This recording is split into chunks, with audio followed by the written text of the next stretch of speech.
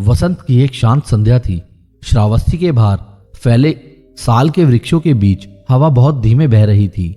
आकाश में सूर्य धीरे धीरे अस्त हो रहा था और उसकी सुनहरी किरणें धरती को एक मुलायम आभा में ढक रही थी।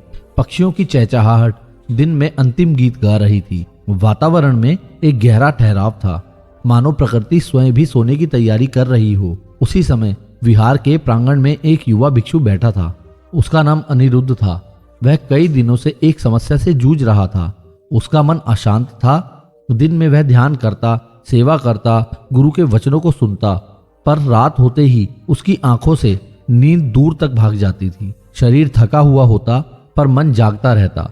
कभी पुरानी स्मृतियां सामने आ जाती, कभी भविष्य की चिंताएं, और जब बहुत देर बाद नींद आती तो वह भारी और बोझिल हो जाती। सुबह उठते समय वह ताजगी नहीं बल्कि थकान महसूस करता। उस दिन वह सीधे तथागत के पास पहुंचा।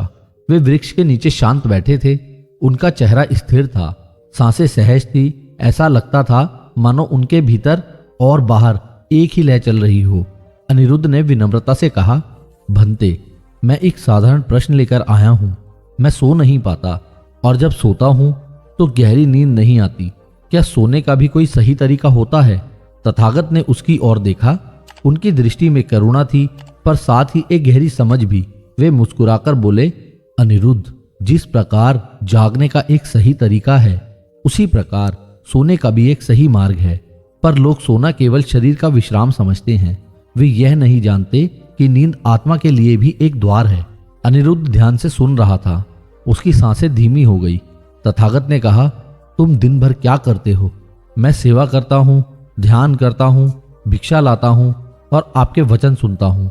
जब सूर्य अस्त होता है तब तुम्हारा मन क्या करता है?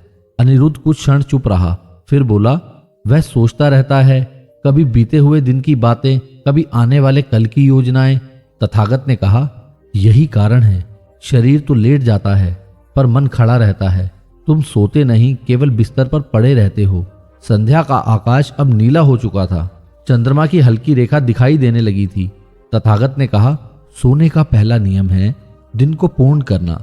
जब तक दिन अधूरा है, रात गहरी नहीं होगी। अनिरुद्ध ने पूछा, दिन को पूर्ण कैसे करें?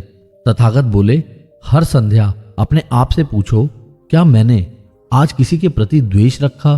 क्या मैंने किसी से कटु वचन कहा? क्या मेरे मन में कोई अधूरी इच्छा शेष है? यदि है तो उसे स्वीकार करो। मन में क्षमा करो, स्वयं को क्षमा करो और दिन को वहीं समाप्त कर दो। हवा में हल्की ठंडक आ गई थी। दूसरा नियम है शरीर की सजगता। जब तुम लेटो तो ऐसे लेटो जैसे पृथ्वी को समर्पित हो रहे हो। दाहिनी करवट लेटो, हाथ को सिर के नीचे रखो, सांसों को देखो, उन्हें बदलो मत, बस देखो। प्रत्येक श्वास के साथ यह अनुभव करो कि दिन की थकान बाहर जा रही है। प्रत्येक निश्वास के साथ अनुभव करो कि भीतर शांति आ रही है। अनिरुद्ध की आंखों में एक नई चमक थी। तीसरा नियम, तथागत ने कहा, कृतज्ञता। सोने से पहले 3 बातों के लिए आभार प्रकट करो, चाहे वह छोटी ही क्यों ना हो। कृतज्ञ मन हल्का होता है और हल्का मन ही गहरी नींद में प्रवेश कर सकता है। रात अब गहरी हो चुकी थी। आकाश में असंख्य तारे चमक रहे थे। अनिरुद्ध ने उसी रात इन बातों को अपनाया और अपने मन में उन लोगों को क्षमा किया जिनके प्रति उसके मन में कठोरता थी। उसने अपने आप को भी क्षमा किया। फिर दाहिनी करवट लेट गया, सांसों को देखने लगा। प्रारंभ में विचार आए पर उसने विचार पकड़े नहीं। धीरे धीरे सांसें लंबी हुई, मन शांत होने लगा और पहली बार उसे लगा कि वह नींद में नहीं गिर रहा बल्कि नींद उसे अपने भीतर ले जा रही है। सुबह जब वह जागा तो उसे एक अनोखी ताजगी का अनुभव हुआ। सूरज की किरणें पहली जैसी ही थी पर आज उसका मन अलग था। वह हल्का था। वह पुनः तथागत के पास गया और कहा, बनते, मैं सचमुच सोया। तथागत मुस्कुराए और बोले, तुम सोए नहीं, तुमने समर्पण किया। जब तक मन नियंत्रण चाहता है वह जागता रहता है। जब वह समर्पित होता है तभी गहरी नींद आती है। उन्होंने आगे कहा, याद रखो, नींद मृत्यु का छोटा रूप है। हर रात तुम थोड़ा सा मरते हो। यदि तुम द्वेष और चिंता के साथ सोओगे तो वही तुम्हारे भीतर जड़ें जमाएंगे। यदि तुम शांति और करुणा के साथ सोओगे तो वही तुम्हारे भीतर फूल बनेंगे। दिन बीतते गए। अनिरुद्ध अब हर रात इन नियमों का पालन करता। धीरे धीरे उसका चेहरा बदलने लगा और उसकी आंखों के नीचे की थकान गायब हो गई। उसके ध्यान में भी गहराई आने लगी। उसे समझ आया कि नींद केवल शरीर का विश्राम नहीं बल्कि चेतना की शुद्धि है। एक दिन तथागत ने समस्त भिक्षुओं को एकत्रित किया और कहा, जो व्यक्ति सोना नहीं जानता वह जीना भी नहीं जानता, क्योंकि दिन और रात एक ही चक्र के दो भाग हैं। यदि रात अशांत है तो दिन भी अस्थिर होगा, इसीलिए सोने को साधना बनाओ। उन्होंने बताया कि जब वे स्वयं सोते हैं तो मन में किसी के प्रति कोई क्लेश नहीं रखते। वे अपने हृदय में समस्त प्राणियों के लिए मंगल कामना करते हैं और उसी भावना के साथ नींद में प्रवेश करते हैं। जब अंतिम विचार करुणा का होता है, उन्होंने कहा, तो स्वप्न भी करुणा से भरे होते हैं। अनिरुद्ध ने समझ लिया कि गहरी नींद पाने का रहस्य भारी व्यवस्था में नहीं बल्कि भीतरी शुद्धि में है, और धीरे धीरे विहार के अन्य भिक्षु भी इस अभ्यास को अपनाने लगे। वातावरण में एक नई शांति फैलने लगी। रातें अधिक गहरी और शांत हो गई और सुबह अधिक उज्जवल। समय बीतता गया, पर वह संध्या और वह उपदेश सभी के जीवन में एक मोड़ बन गया। सोने का सही तरीका किसी विशेष आसन या मंत्र में नहीं था, वह था दिन को पूर्ण करना, मन को हल्का करना, सांसों को देखना और कृतज्ञता के साथ समर्पित हो जाना। और जब यह चारों एक साथ होते हैं तब नींद केवल विश्राम नहीं रहती, वह ध्यान बन जाती है। रात के अंतिम पहर में जब समस्त विहार सो रहा था, तथागत शांत लेटे थे। उनकी सांसें इतनी सहज थी कि लगता था जैसे प्रकृति उनकी लय में बह रही हो। उनके चेहरे पर वही मुस्कान थी जो बताती थी कि जिसने जागना सीख लिया वही सच्चे अर्थों में भी सो सकता है। और उसी मौन में श्रावस्ती के ऊपर फैला आकाश जैसे यह संदेश दोहरा रहा था, गहरी नींद कोई प्रयास नहीं, एक समर्पण है। चलिए अब चलते हैं अगली कहानी की तरफ। श्रावस्ती से दूर कहीं एक छोटा सा ग्राम था। उस ग्राम का नाम था नंदपुर। वहां के लोग साधारण थे, जीवन सरल था, पर मनों में हलचल बहुत थी। खेतों में हरियाली थी, पर चेहरों पर चिंता की रेखाएं भी थी। उसी ग्राम में एक युवक रहता था, सुमेध। उसका मन कभी स्थिर नहीं रहता था। कभी वह भविष्य के स्वप्न बुनता, कभी अतीत की भूलों पर पछताता। दिन में वह कार्य करता, पर भीतर बेचैनी बनी रहती। रात में वह आकाश को देखता और सोचता, क्या जीवन केवल भाग दौड़ है? क्या मन को कभी विश्राम मिलेगा? एक दिन गांव में यह समाचार पहुंचा कि महान तपस्वी गौतम बुद्ध समीप के उपवन में ठहरे हैं। लोग उन्हें देखने और उनके वचन सुनने जाने लगे। सुमेध भी गया, पर वह केवल भीड़ का हिस्सा बनकर नहीं जाना चाहता था। उसके भीतर प्रश्नों का ज्वार था। संध्या का समय था। उपवन में वृक्ष स्थिर खड़े थे। पत्तियों के बीच से आती धूप धीरे धीरे सुनहरी से लाल हो रही थी। पक्षियों की आवाजें शांत होने लगी थी। उस वृक्ष के नीचे वे विराजमान थे जिनकी उपस्थिति मात्र से वातावरण में स्थिरता आ जाती है। सुमेध दूर बैठ गया। उसने देखा कि कितने लोग प्रश्न पूछ रहे थे, कोई दुख के बारे में, कोई परिवार के बारे में, कोई धन और हानि के विषय में। पर जब उसकी बारी आई, वह कुछ क्षण मौन रहा, फिर बोला, भंते, मेरा मन शांत क्यों नहीं रहता? सब कुछ होते हुए भी भीतर खालीपन है। उन्होंने उसकी ओर देखा। उनकी दृष्टि में ना तो आश्चर्य था, ना आलोचना, केवल करुणा थी। उन्होंने पूछा, जब तुम खेत में बीज बोते हो क्या तुरंत फल मिल जाता है? नहीं बनते, समय लगता है। और यदि भूमि में कांटे हों तो क्या बीज सहज उगता है? नहीं। उन्होंने कहा, तुम शांति का फल चाहते हो, पर भूमि को साफ नहीं करते। मन में इच्छाओं, भय, तुलना और अपेक्षाओं के कांटे हैं। ऐसे में शांति कैसे उगे? सुमेध चुप हो गया। उसे लगा जैसे किसी ने उसके भीतर की उलझन को शब्द दे दिए हों। उस दिन वह देर तक वहीं बैठा रहा। जब सब लोग चले गए तब भी वह वहीं रुका रहा। सूर्य अस्त हो चुका था। आकाश गहरा नीला हो गया था। वह धीरे से आगे आया और बोला, बनते, भूमि को कैसे साफ करूं? उन्होंने कहा, पहले यह देखो कि तुम्हारे भीतर क्या चल रहा है। मन को दबाओ मत, उससे लड़ो मत। उसे देखो जैसे नदी के किनारे बैठकर जल की धारा को देखते हो। पर विचार बहुत आते हैं, सुमेध ने कहा। विचार का आना उनका स्वभाव है, तुम उनका पीछा करना छोड़ दो। उस रात सुमेध ने पहली बार अपने विचारों को देखने का प्रयास किया। वह घर लौटा। माँ ने पूछा, आज तुम शांत लग रहे हो। वह मुस्कुराया। उसने भोजन किया और आंगन में बैठ गया।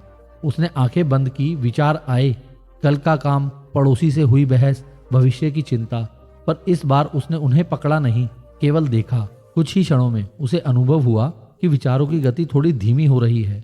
दिन बीतने लगे। वह प्रतिदिन उपवन जाता, उनके विचार सुनता। एक दिन उन्होंने कथा सुनाई। उन्होंने कहा, एक व्यक्ति था जो अपने घर में दीपक जलाता, पर हवा के झोंकों से दीपक बार बार बुझ जाता। वह क्रोधित हो जाता।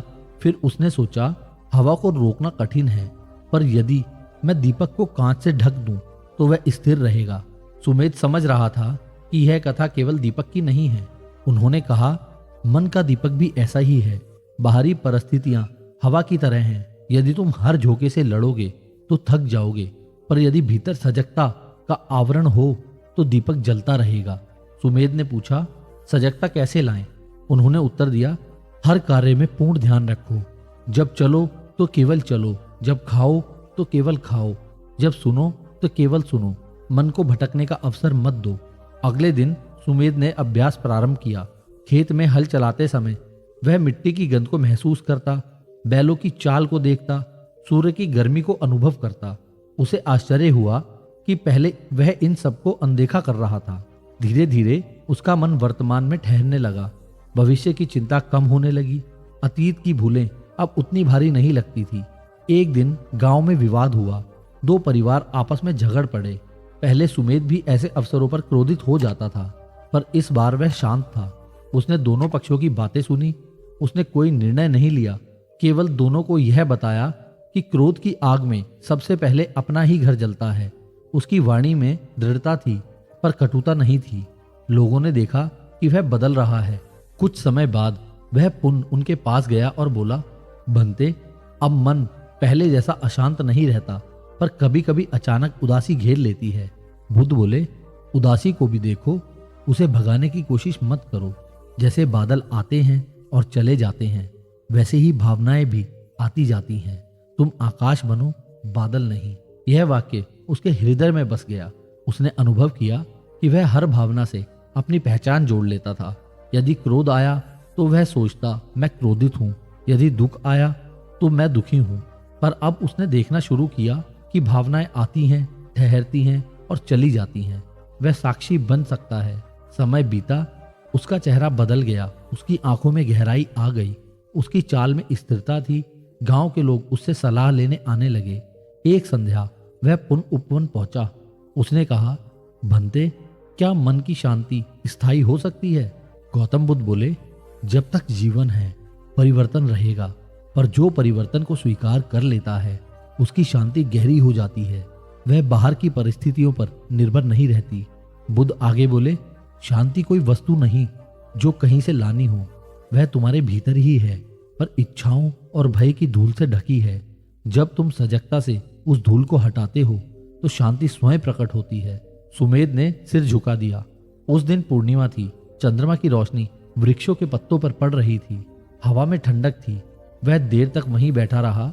उसे लगा जैसे भीतर कोई दीपक स्थिर हो गया हो। कुछ वर्षों बाद वही सुमेध गांव में एक मार्गदर्शक बन गया। उसने कभी स्वयं को गुरु नहीं कहा। वह केवल यह कहता, मैंने अपने मन को देखना सीखा है। लोग उससे पूछते, सुमेध, क्या तुम्हें कभी क्रोध नहीं आता? वह मुस्कुराकर कहता, आता है, पर अब मैं उसे पहचान लेता हूँ। वह मेरे भीतर अतिथि की तरह आता है, स्थायी निवासी नहीं बनता। एक दिन वह फिर उनके पास पहुंचा। उनसे कहा, बनते, अब समझ में आया कि मन को शांत करने का अर्थ उसे रोकना नहीं, उसे समझना है। बुद्ध बोले, जो समझ लेता है वही मुक्त होता है। रात गहरी हो चुकी थी। तारे चमक रहे थे। उपवन में मौन था। उस मौन में सुमेध को लगा कि उसके भीतर का शोर समाप्त हो चुका है, और उसी क्षण उसने जाना, शांति बाहर से नहीं आती, वह भीतर जागती है। धीरे धीरे समय बीतता गया। उनके शरीर ने भी एक दिन विश्राम लिया, और उनके वचन, उनकी करुणा, उनकी दृष्टि सब जीवित रहे। सुमेध जब भी आकाश को देखता उसे वही वाक्य याद आता, तुम आकाश बनो, बादल नहीं। और सच में उसका मन अब आकाश की तरह विस्तृत हो चुका था। भावनाएं आती पर टिकती नहीं थी। इच्छाएं उठती पर उसे बांध नहीं पाती थी। भय आता पर वह उसे देख लेता और स्वयं ही पिघल जाता। नंदपुर का वातावरण भी बदल गया। लोग अधिक सजग हो गए। विवाद कम हुए। बच्चों को सिखाया जाने लगा कि मन को देखना सीखो। एक दिन एक छोटा बालक उसके पास आया और बोला, चाचा, मन शांत कैसे करें? सुमेध ने मुस्कुराकर कहा, जब तुम खेलते हो तो केवल खेलो, जब खाते हो तो केवल खाओ, और जब रोते हो तो रोने को भी देखो। बालक हंस पड़ा। उसे यह सरल लगा, पर सुमेध जानता था कि यह सरलता सबसे बड़ी साधना है।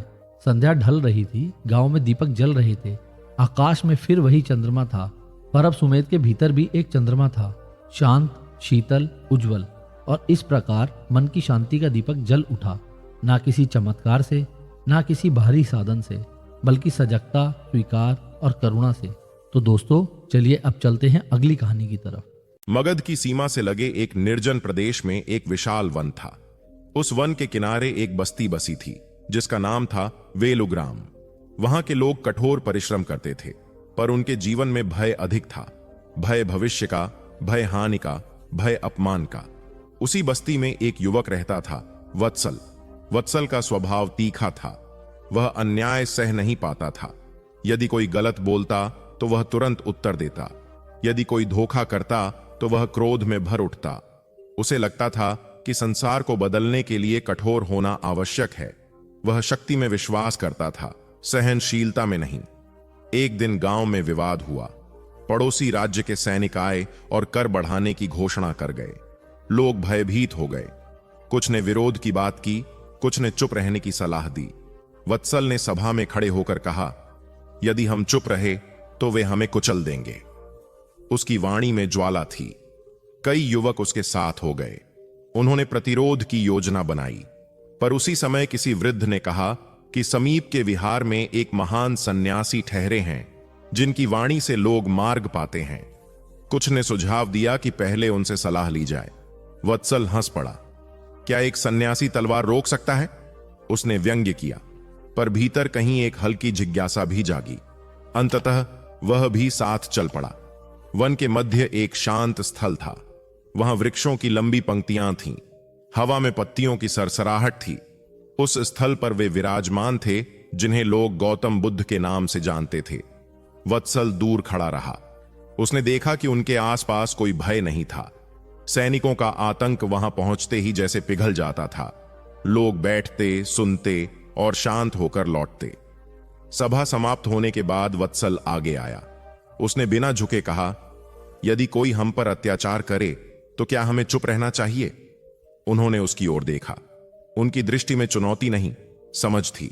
उन्होंने पूछा, तुम्हारे भीतर अभी क्या चल रहा है? वत्सल ने उत्तर दिया, क्रोध। और क्रोध तुम्हें कहां ले जा रहा है? प्रतिरोध की ओर। उन्होंने धीरे से कहा, अग्नि अग्नि को शांत नहीं करती, वह केवल और बढ़ती है। वत्सल के चेहरे पर कठोरता आ गई। तो क्या हम अन्याय सह लें? उन्होंने कहा, अन्याय का विरोध आवश्यक है, पर क्रोध के साथ नहीं।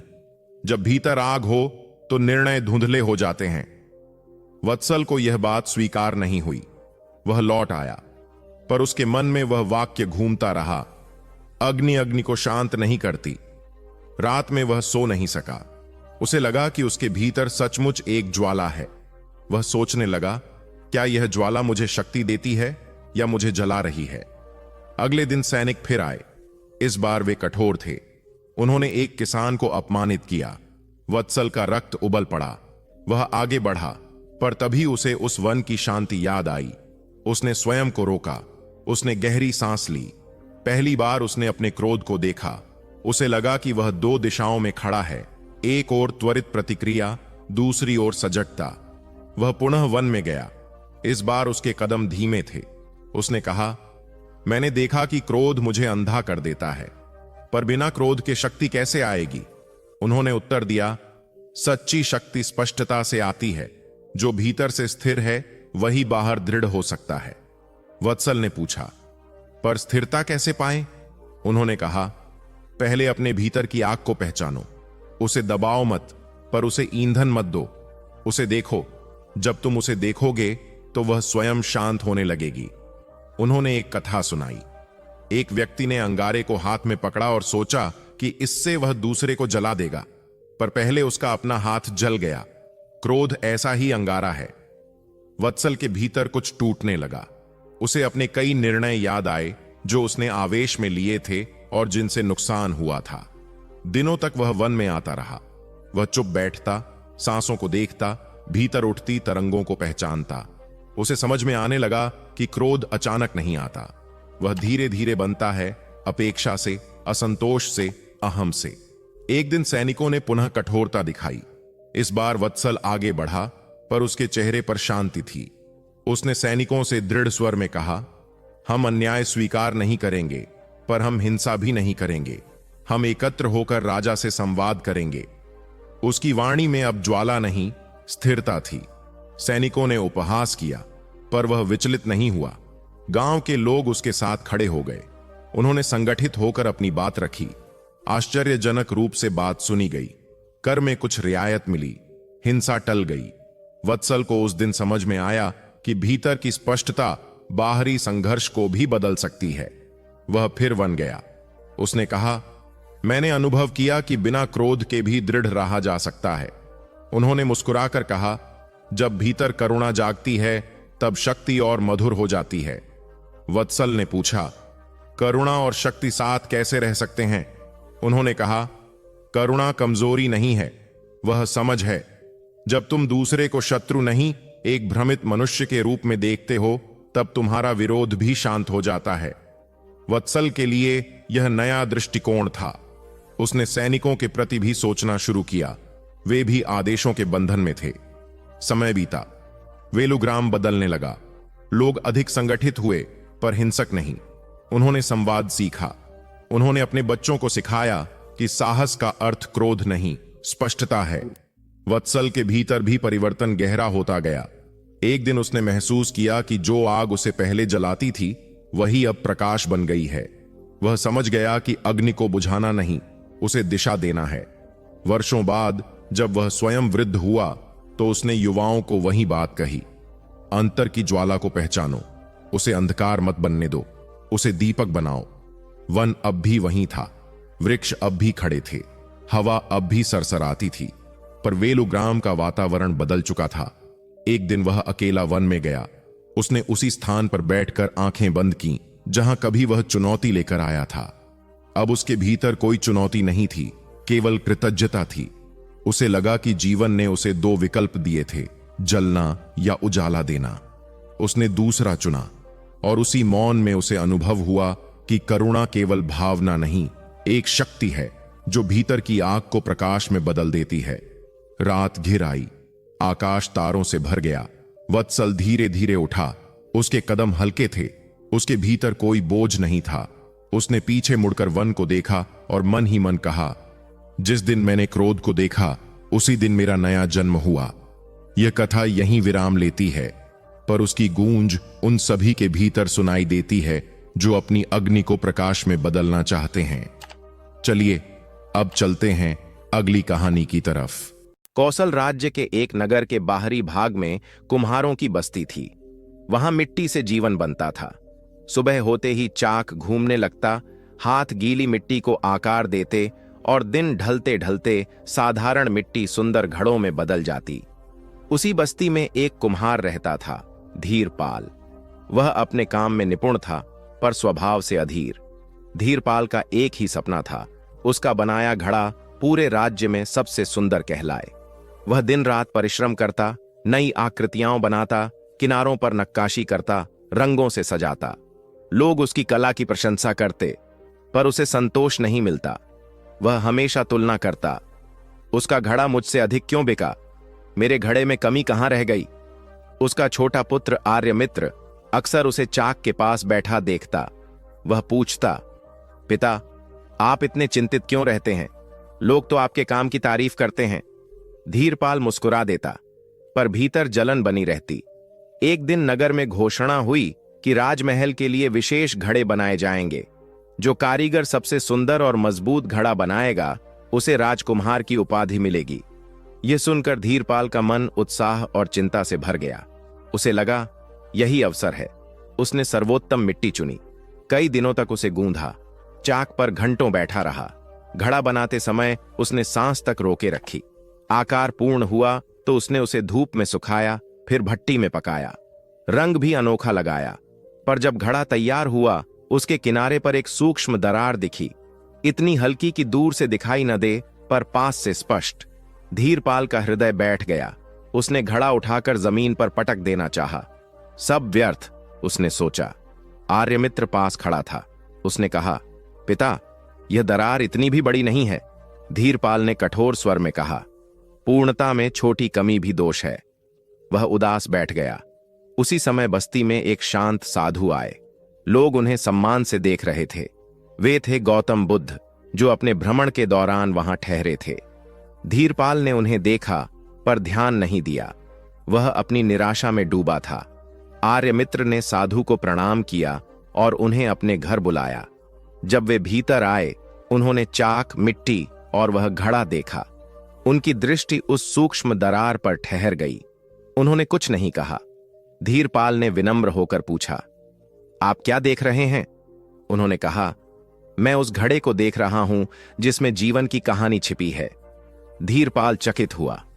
इसमें तो केवल दोष है। उन्होंने शांत स्वर में कहा, क्या तुम जानते हो कि मिट्टी को घड़ा बनने के लिए क्या क्या सहना पड़ता है? पहले उसे गीला किया जाता है, फिर दबाया जाता है, फिर घुमाया जाता है, फिर आग में डाला जाता है, तब जाकर वह उपयोगी बनती है। यदि वह हर दबाव पर टूट जाए तो क्या वह घड़ा बन पाएगी? धीरपाल ने सिर झुका लिया। उन्होंने आगे कहा, यह दरार तुम्हें दोष लगती है, पर यह तुम्हें विनम्र बनाएगी। जो स्वयं को पूर्ण मान लेता है, वह सीखना बंद कर देता है। धीरपाल के भीतर कुछ हल्का हुआ। उसने पहली बार उस दरार को क्रोध से नहीं, समझ से देखा। अगले दिन प्रतियोगिता थी। धीरपाल ने वही घड़ा प्रस्तुत किया। कई कारीगर आए। उनके घड़े चमकदार थे, निर्दोष दिखते थे। जब निर्णायकों ने धीरपाल का घड़ा देखा, उन्होंने दरार भी देखी, पर उन्होंने यह भी देखा कि मिट्टी की मजबूती और संतुलन अद्भुत है। राजा ने पूछा, इस दरार का कारण क्या है? धीरपाल ने सत्य कहा, अति उत्साह और अधीरता। राजा मुस्कुराया, और तुमने इसे तोड़ा क्यों नहीं? धीरपाल ने उत्तर दिया, मैंने सीखा कि दोष भी शिक्षक हो सकता है। सभा में मौन छा गया। अंततः पुरस्कार किसी और को मिला। धीरपाल क्षण भर के लिए निराश हुआ, पर भीतर से टूटा नहीं। वह शांत रहा। उसने देखा कि उसके मन में पहले जैसा तूफान नहीं उठा। संध्या को वह फिर उन साधु के पास गया। उसने कहा, मैं जीत नहीं पाया। उन्होंने पूछा, तुम्हें कैसा लग रहा है? हल्का, उसने आश्चर्य से कहा। उन्होंने कहा, तुमने आज जीत से बड़ा पाठ सीखा है। जीवन में सब कुछ हमारे अनुसार नहीं होता, पर हर घटना हमें कुछ सिखाती है। दिन बीतते गए। धीरपाल ने काम जारी रखा, पर अब उसकी दृष्टि बदल गई थी। वह घड़ा बनाते समय तुलना नहीं करता। वह मिट्टी को महसूस करता, चाक की गति को सुनता, अपनी सांसों को पहचानता। एक दिन आर्यमित्र ने देखा कि पिता अब पहले से अधिक प्रसन्न रहते हैं। उसने पूछा, क्या अब आपको सर्वश्रेष्ठ बनने की इच्छा नहीं है?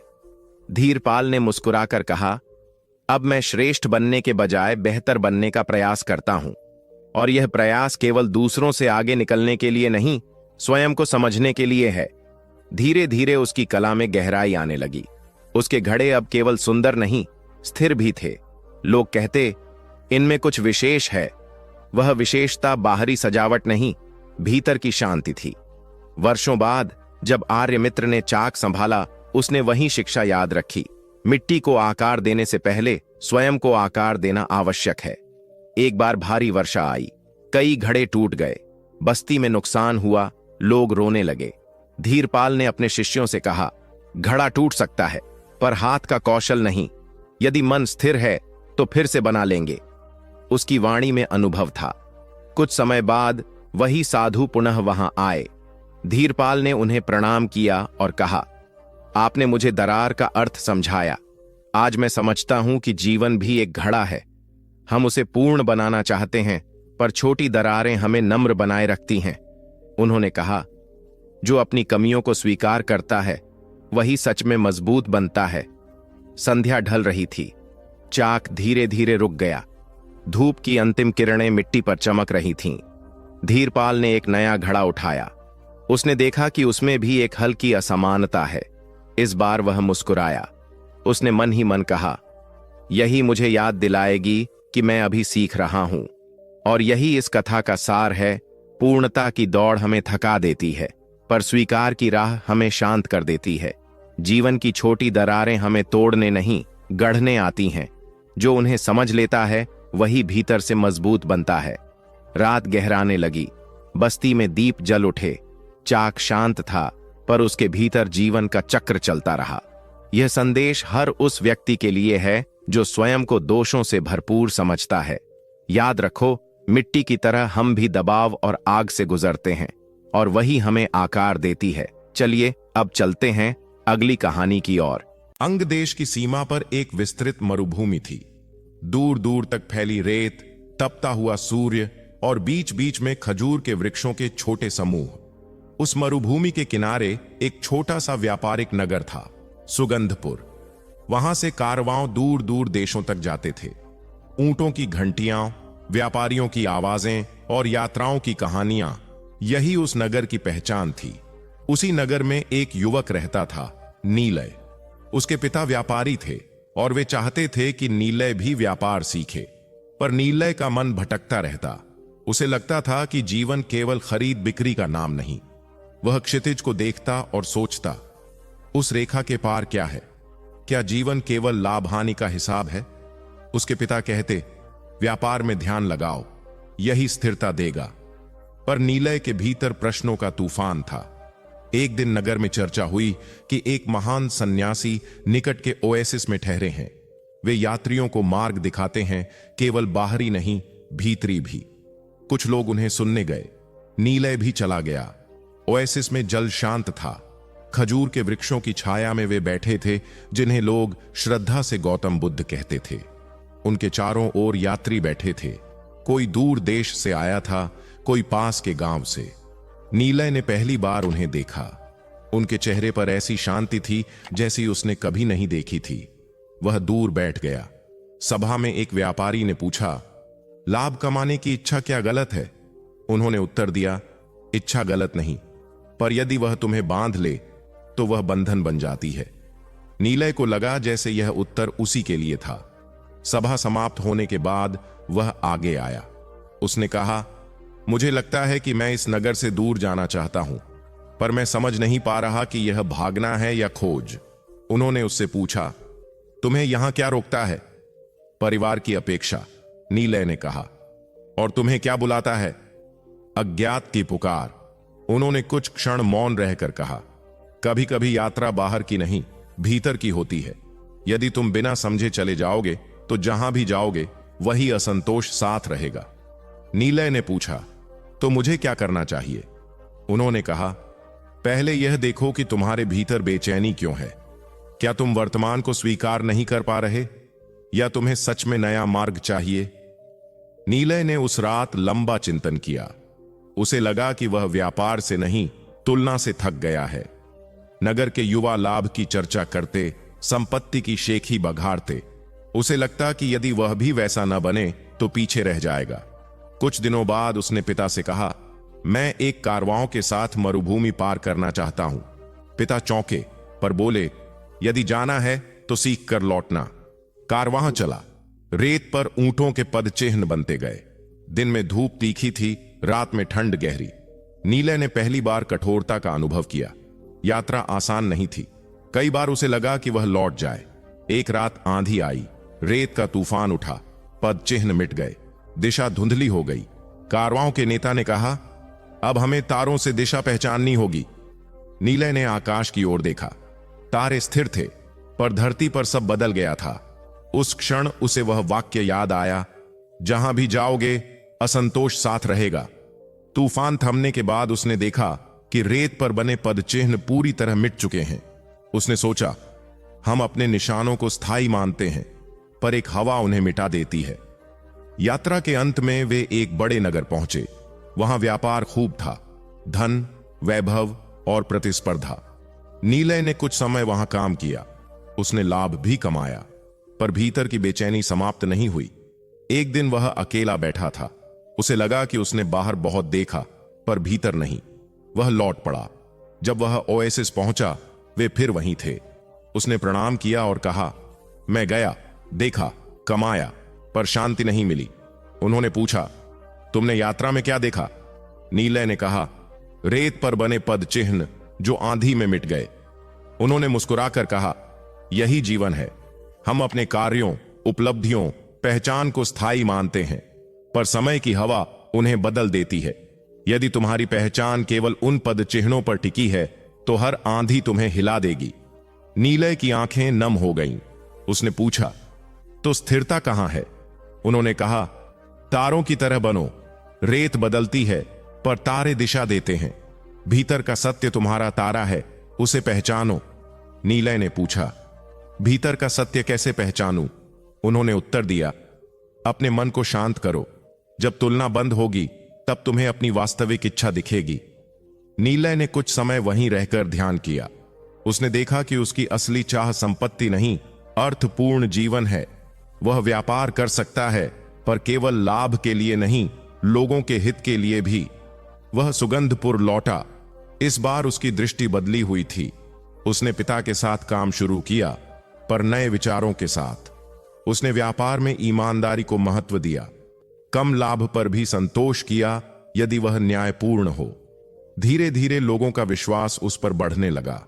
वह केवल व्यापारी नहीं, मार्गदर्शक भी बन गया। एक दिन एक युवक ने उससे पूछा, तुम्हारी सबसे बड़ी सीख क्या है? नीलय ने उत्तर दिया, रेत पर बने पद चिन्हों पर मत इतराओ, आंधी आएगी, पर यदि तुम्हारे भीतर दिशा का तारा है तो तुम भटकोगे नहीं। वर्ष बीत गए, मरुभूमि वैसी ही रही, आंधियां आती रहीं, कारवां चलते रहे, पद चिन्ह बनते और मिटते रहे, पर नीलय के भीतर अब स्थिरता थी। उसने जाना कि जीवन में बाहर की यात्रा आवश्यक है, पर उससे अधिक आवश्यक भीतर की यात्रा है। यदि भीतर स्पष्टता है तो बाहर का परिवर्तन डराता नहीं। एक संध्या वह फिर ओएसिस गया। उसने जल में अपना प्रतिबिंब देखा। उसे लगा कि वह युवक नहीं रहा जो बेचैन था। वह मुस्कुराया। उसने आकाश की ओर देखा, तारे चमक रहे थे। उसने मन ही मन कहा, मैंने अपने भीतर का तारा खोज लिया। और यही इस कथा का सार है। जीवन में पद चिन्ह बनाना बुरा नहीं, पर उन्हें स्थायी मान लेना भ्रम है। आंधी उन्हें मिटा सकती है, पर दिशा खोना आवश्यक नहीं। यदि भीतर सत्य का प्रकाश है तो हर परिवर्तन के बाद भी मार्ग मिलता रहेगा। रात गहरी हो गई। ओएसिस शांत था। रेत पर फिर नए पद चिन्ह बने जो सुबह तक शायद मिट जाएंगे, पर भीतर का तारा चमकता रहेगा। चलिए अब हम चलते हैं एक और कहानी की तरफ। वैशाली के निकट एक प्राचीन नगर था जो अपने संगीतकारों के लिए प्रसिद्ध था। वहां हर संध्या गलियों में सुर बहते थे, मंदिरों से घंटियों की ध्वनि आती, घरों से गीत और राजसभा में वाद्य यंत्रों की मधुर गूंज। उसी नगर में एक वृद्ध वाद्य निर्माता रहता था, विश्रांत। वह लकड़ी से वीणा बनाता था। उसकी बनाई वीणाएं दूर दूर तक प्रसिद्ध थीं। कहा जाता था कि उनमें केवल ध्वनि नहीं, आत्मा बोलती है। विश्रांत का एक शिष्य था, माधव। वह युवा था, पर भीतर से संकोची। उसे लगता था कि वह कभी अपने गुरु जैसा नहीं बन पाएगा। वह लकड़ी को तराशता, तार बांधता, पर हर बार सोचता, यह पूर्ण नहीं है, मैं अधूरा हूं। विश्रांत अक्सर उसे समझाते, वाद्य बनाते समय हाथ नहीं, हृदय काम करता है। पर माधव के भीतर तुलना का बोझ था। नगर के अन्य शिष्य तेजी से सीख रहे थे। वे सभा में सराहे जाते, माधव पीछे खड़ा रह जाता।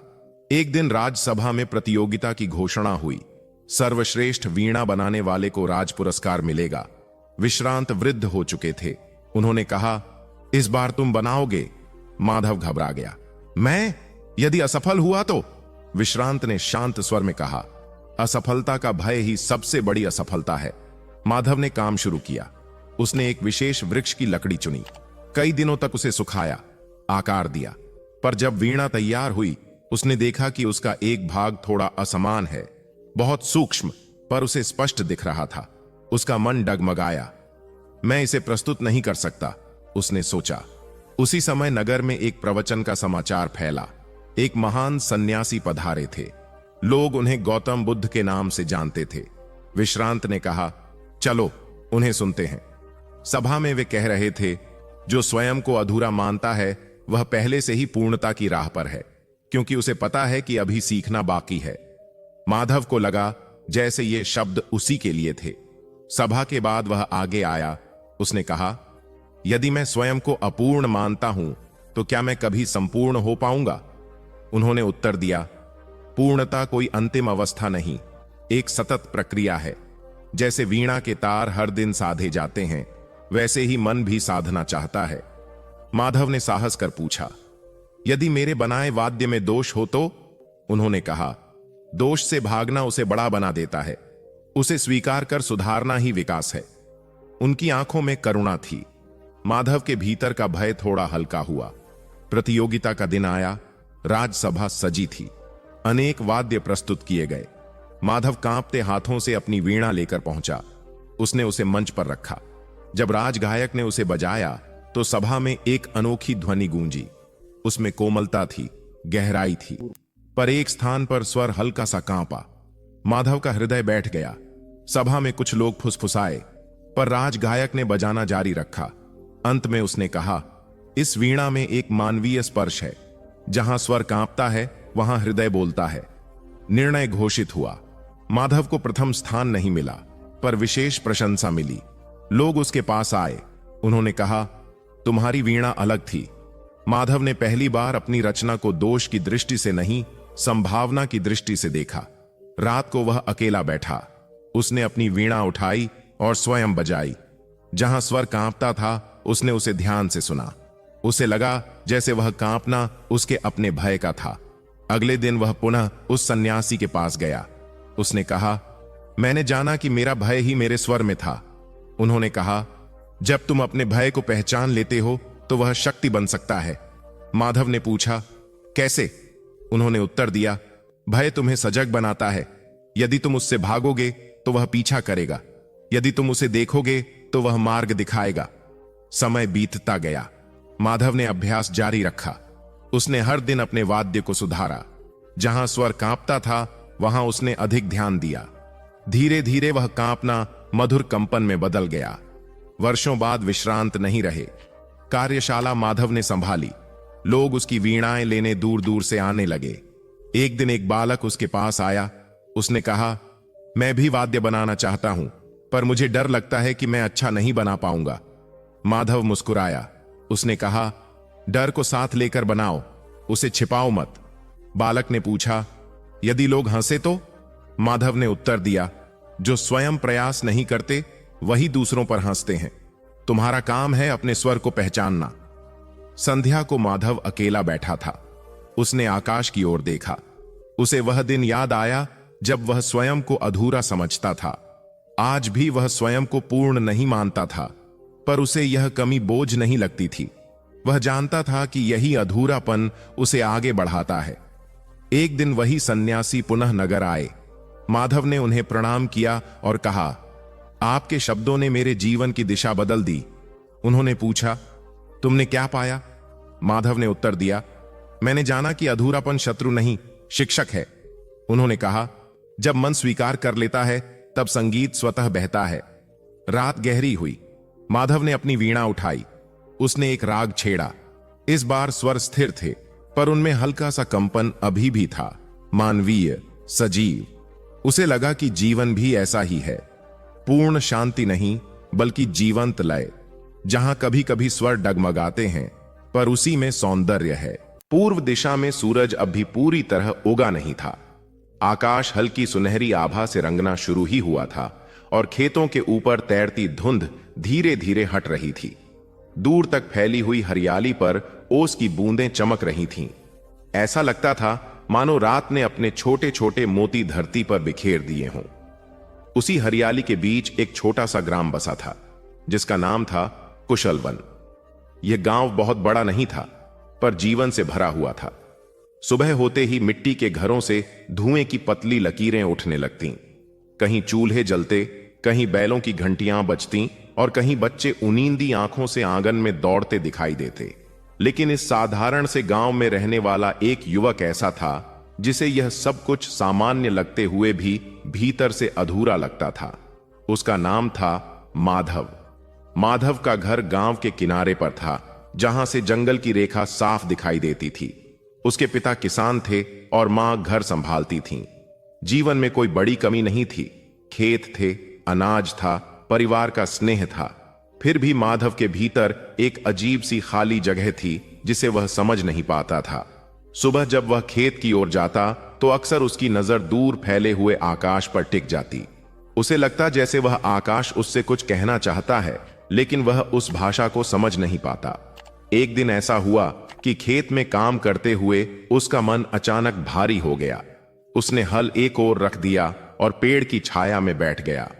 हवा हल्की हल्की चल रही थी, लेकिन उसके मन में जैसे तूफान उठ रहा था। मैं आखिर चाहता क्या हूं?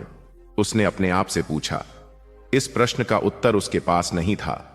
उसी दिन दोपहर के समय गांव में खबर फैली कि पास के वन में महात्मा बुद्ध अपने भिक्षुओं के साथ ठहरे हुए हैं। यह समाचार सुनते ही कई लोग उत्साहित हो उठे। कुछ लोग श्रद्धा से भर गए, कुछ केवल जिज्ञासा से। माधव ने भी यह बात सुनी, लेकिन उसने तुरंत कोई प्रतिक्रिया नहीं दी। शाम तक वह चुप रहा, लेकिन रात होते होते उसके भीतर एक तीव्र इच्छा जाग उठी। उसे उस व्यक्ति से मिलना है जिसके बारे में लोग कहते हैं कि उसके पास जीवन के प्रश्नों के उत्तर हैं। अगली सुबह सूर्योदय से पहले ही वह घर से निकल पड़ा। वन तक पहुंचने वाला रास्ता मिट्टी का था। दोनों ओर साल और पीपल के वृक्ष खड़े थे। हवा में मिट्टी और पत्तों की गंध घुली हुई थी। चलते चलते माधव का मन धीरे धीरे शांत होने लगा। कुछ दूर चलने के बाद उसे एक खुला स्थान दिखाई दिया। वहां कुछ भिक्षु वृक्षों के नीचे बैठे थे। उनके वस्त्र साधारण थे, लेकिन उनके चेहरों पर एक गहरी शांति थी। उनके बीच में एक व्यक्ति वृक्ष के तने के पास बैठे थे। वह थे गौतम बुद्ध। माधव उन्हें देखकर ठिठक गया। वह समझ नहीं पा रहा था कि आगे बढ़े या दूर से ही लौट जाए। तभी बुद्ध ने धीरे धीरे अपनी आंखें खोलीं और उसकी ओर देखा। वह दृष्टि बहुत शांत थी, जैसे किसी गहरी झील का स्थिर जल। माधव के भीतर कुछ पिघल गया। वह धीरे धीरे आगे बढ़ा और कुछ दूरी पर बैठ गया। काफी देर तक दोनों के बीच मौन रहा। उस मौन में केवल पक्षियों की आवाजें थीं और पत्तों की हल्की सरसराहट। आखिरकार माधव ने धीमे स्वर में कहा, भगवान, मेरे भीतर एक प्रश्न है। बुद्ध ने उसकी ओर देखा। पूछो। माधव कुछ क्षण चुप रहा, फिर बोला, मेरे पास सब कुछ है, फिर भी मन खाली लगता है। मैं समझ नहीं पाता कि यह जीवन किस दिशा में जा रहा है। बुद्ध ने पास पड़ी सूखी पत्ती उठाई और उसे अपनी हथेली पर रख लिया। माधव, उन्होंने शांत स्वर में कहा, इस पत्ती को देखो। माधव ने पत्ती को ध्यान से देखा। जब यह वृक्ष पर थी, बुद्ध बोले, तब यह हरी थी, जीवित थी। अब यह सूख गई है और धरती पर गिर गई है। क्या तुम्हें लगता है कि इसका गिरना व्यर्थ है? माधव ने सिर हिलाया। नहीं भगवान, जीवन भी ऐसा ही है, बुद्ध ने कहा। हर क्षण बदलता रहता है, लेकिन मन उस परिवर्तन को स्वीकार नहीं करता। वह चाहता है कि सब कुछ स्थिर रहे। यही संघर्ष मन में खालीपन और बेचैनी पैदा करता है। माधव लंबे समय तक उस पत्ती को देखता रहा। उसे लगा जैसे पहली बार उसने किसी साधारण सी वस्तु को इतनी गहराई से देखा है। उस दिन वह देर तक वहीं बैठा रहा। उसने कोई और प्रश्न नहीं किया, केवल वातावरण को महसूस करता रहा। जब वह वापस गांव लौटा तो सूर्य ढल रहा था। खेतों पर सुनहरी रोशनी फैली हुई थी, लेकिन इस बार उसे सब कुछ थोड़ा अलग लग रहा था। जैसे संसार पहले जैसा ही है, लेकिन देखने वाली आंख बदल गई है। अगले कई दिनों तक माधव रोज वन में जाने लगा। कभी वह बुद्ध से प्रश्न करता, कभी केवल मौन में बैठा रहता। धीरे धीरे उसने महसूस किया कि उसके भीतर जो बेचैनी थी वह कम होने लगी है। एक दिन उसने बुद्ध से पूछा, भगवान, क्या मन को पूरी तरह शांत किया जा सकता है? बुद्ध मुस्कुराए। मन को दबाकर नहीं, उसे समझकर। कैसे? जब कोई विचार आए, बुद्ध बोले, तो उससे लड़ो मत, उसे केवल देखो, जैसे कोई व्यक्ति नदी के किनारे खड़ा होकर बहते जल को देखता है। माधव ने उस दिन से यही अभ्यास शुरू कर दिया। जब क्रोध आता, वह उसे देखता। जब इच्छा उठती, वह उसे पहचानता। धीरे धीरे उसके भीतर एक नई स्पष्टता आने लगी। गांव के लोग भी उसके परिवर्तन को देखने लगे। जो युवक पहले छोटी छोटी बातों पर परेशान हो जाता था, वही अब शांत रहने लगा था। एक शाम जब सूर्य अस्त होने वाला था, माधव फिर बुद्ध के पास बैठा था। पूरा वन सुनहरी रोशनी से भर गया था। बुद्ध ने धीरे से कहा, माधव, जब मन का शोर शांत हो जाता है, तब जीवन का सबसे छोटा क्षण भी प्रकाश बन जाता है। माधव ने उस समय कुछ नहीं कहा। वह केवल आकाश की ओर देखता रहा। उसके भीतर एक ऐसी शांति उतर रही थी जिसे शब्दों में बांधना संभव नहीं था। उसे लगा जैसे उसके भीतर भी एक दीपक जल गया है, छोटा सा लेकिन स्थिर। और उसी क्षण उसने समझ लिया कि जीवन का सबसे बड़ा उत्तर बाहर कहीं नहीं बल्कि भीतर की निस्तब्धता में छिपा होता है। उस रात जब वह अपने घर लौटा तब उसका चेहरा पहले से अलग था।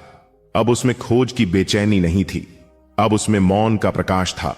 और उस छोटे से गांव के साधारण युवक ने उस दिन यह जान लिया था कि सच्ची यात्रा पैरों से नहीं, मन की गहराइयों में शुरू होती है।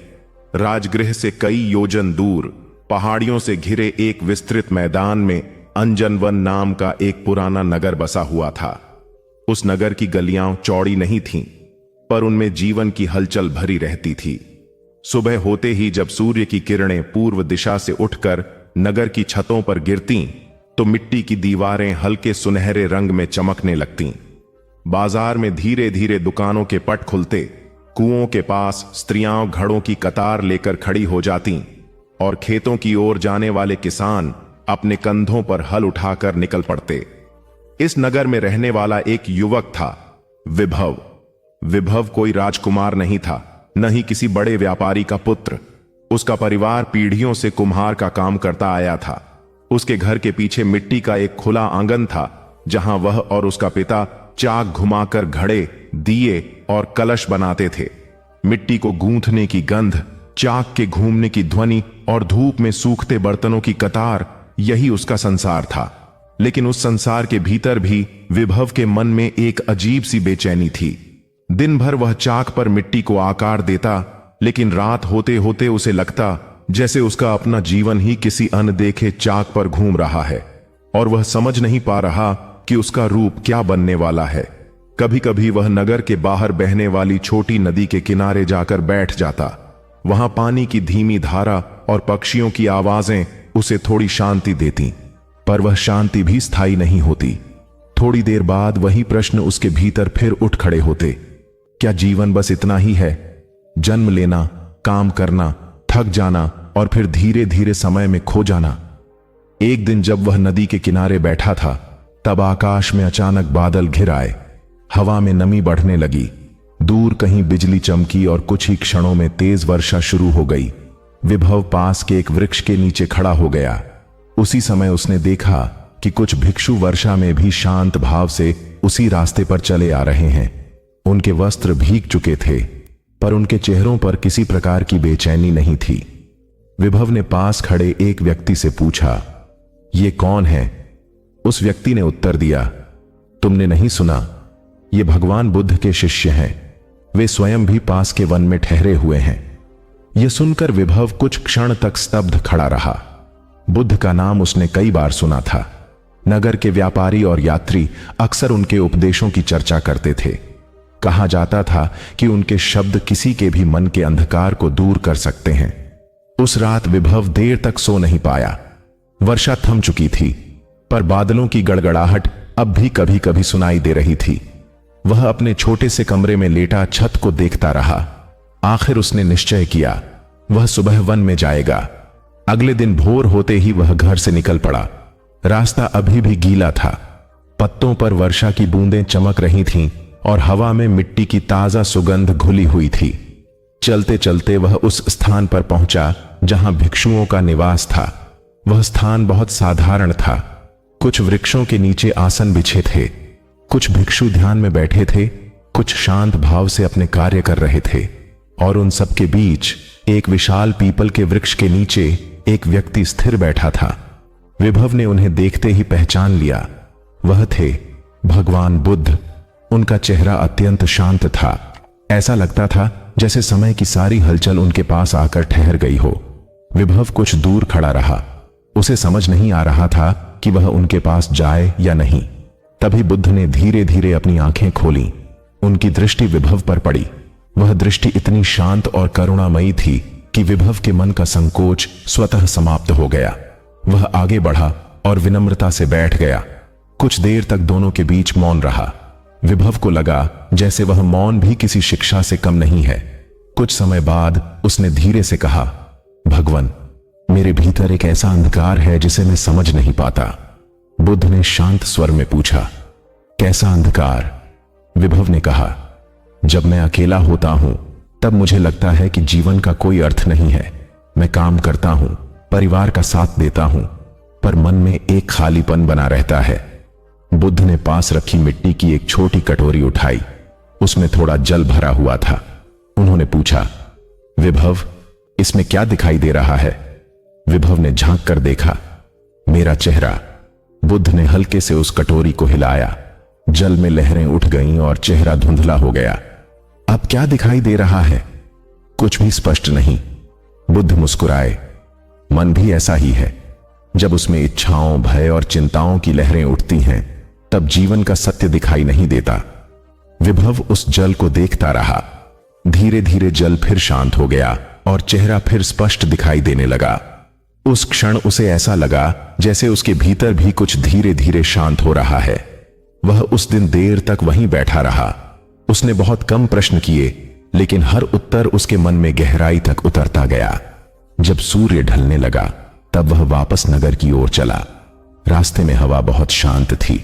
वृक्षों की शाखाएं स्थिर थीं और दूर पहाड़ियों पर लालिमा फैल रही थी। विभव को लगा जैसे वह वही व्यक्ति नहीं रहा जो सुबह घर से निकला था। अगले कई दिनों तक वह रोज वन में जाता रहा। धीरे धीरे उसने ध्यान करना शुरू किया। उसने अपने विचारों को देखना सीखा, उनसे लड़ना नहीं। कभी कभी उसका मन फिर अशांत हो जाता, लेकिन अब वह घबराता नहीं था। एक शाम जब आकाश में घने बादल छा गए और तेज आंधी चलने लगी, तब वह बुद्ध के पास बैठा था। हवा इतनी तेज थी कि वृक्षों की शाखाएं हिलने लगीं। पास रखा एक छोटा दीपक हवा से डगमगाने लगा। विभव उसे देखने लगा। बुद्ध ने धीरे से एक मिट्टी का पात्र उस दीपक के चारों ओर रख दिया। अब हवा चल रही थी, पर दीपक की लौ स्थिर थी। बुद्ध ने कहा, विभव, जब मन जागरूकता के पात्र में सुरक्षित होता है, तब संसार का कोई भी तूफान उसे बुझा नहीं सकता। विभव ने उस दीपक की लौ को देर तक देखा। उसके भीतर जैसे कोई नया प्रकाश जन्म ले रहा था। उस दिन उसने समझ लिया कि जीवन के तूफान कभी रुकते नहीं, लेकिन अगर मन स्थिर हो जाए तो हर तूफान के बीच भी एक दीपक जलता रह सकता है। और उस दिन से विभव का जीवन बदल गया। अब वह पहले की तरह ही मिट्टी के घड़े बनाता था, लेकिन हर घड़े के साथ उसके भीतर भी एक नया आकार बन रहा था, शांति का आकार। समय बीतता गया, पर उस युवक के भीतर जो दीपक जला था वह कभी नहीं बुझा, क्योंकि वह अब बाहरी हवा से नहीं, भीतर की जागरूकता से जल रहा था। उत्तर दिशा की पहाड़ियों के बीच एक प्राचीन प्रदेश था, जहां घने साल और देवदार के वन इतने दूर तक फैले हुए थे कि दूर से देखने पर लगता था जैसे धरती ने हरे रंग का एक विशाल वस्त्र ओढ़ लिया हो। उन्हीं वनों के बीच एक छोटा सा ग्राम था जिसका नाम मंदार ग्राम था।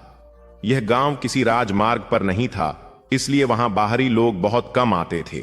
लेकिन जो भी उस स्थान तक पहुंचता वह अक्सर कहता कि वहां की हवा में एक अलग ही शांति घुली हुई है।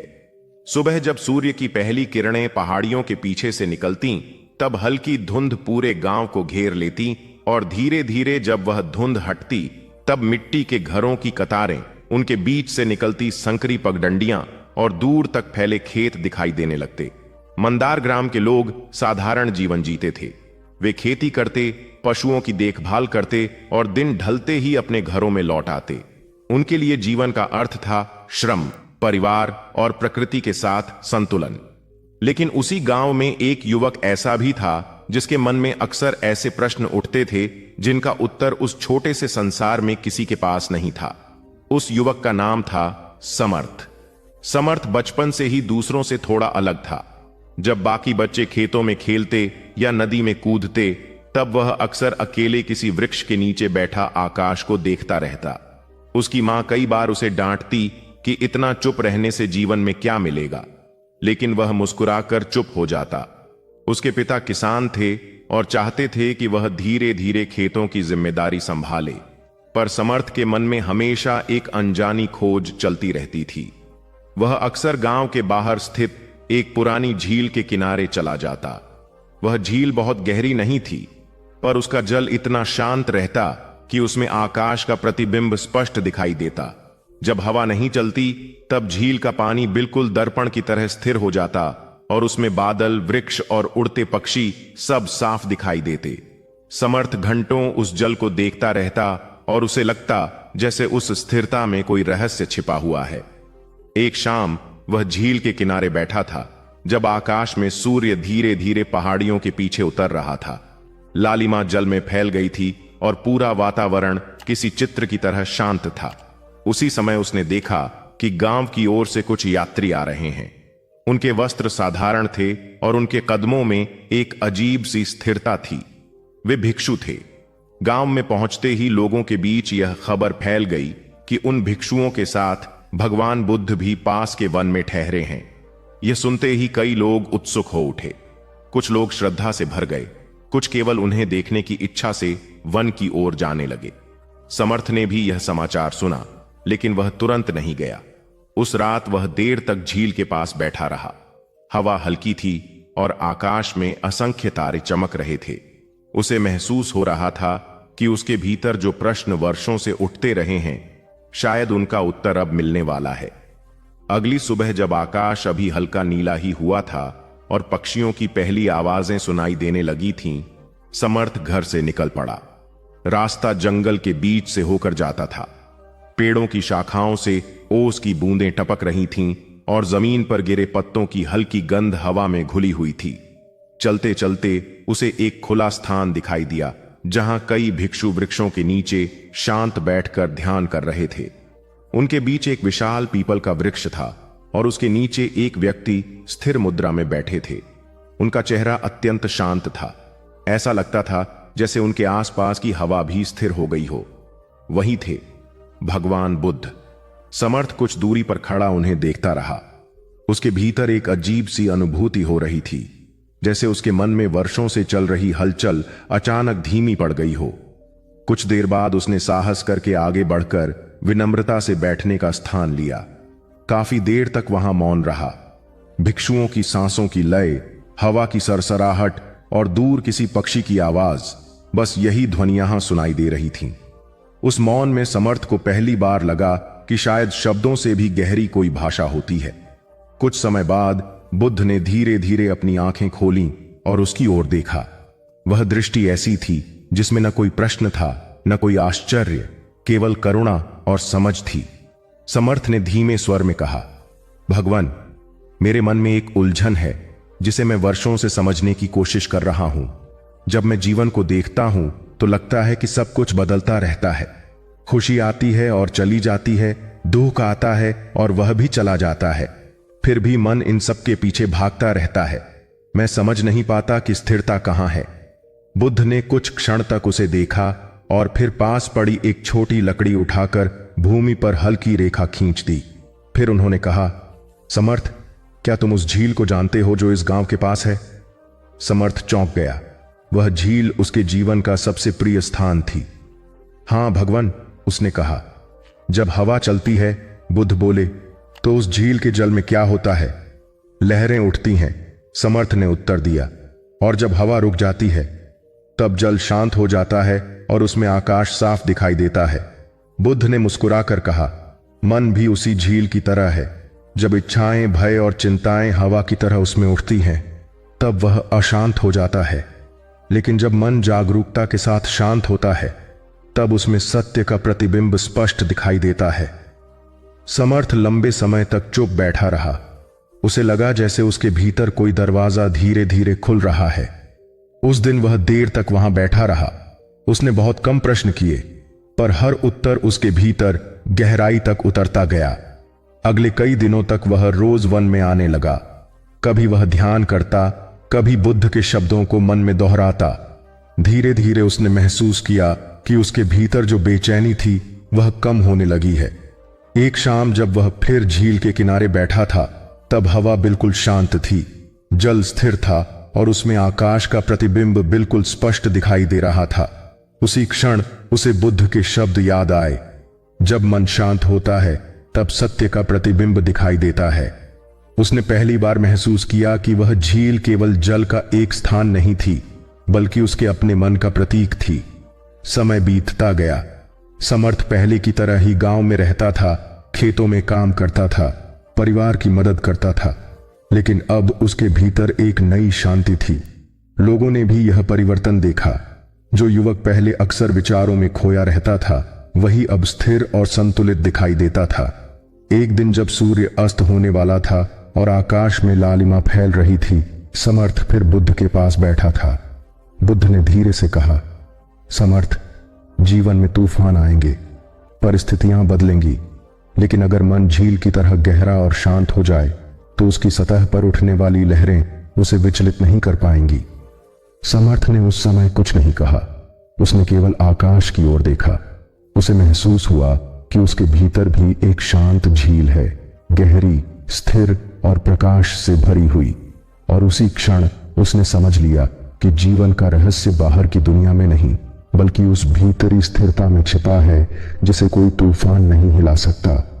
उस दिन से उसका जीवन वैसा ही रहा, पर उसकी दृष्टि बदल गई।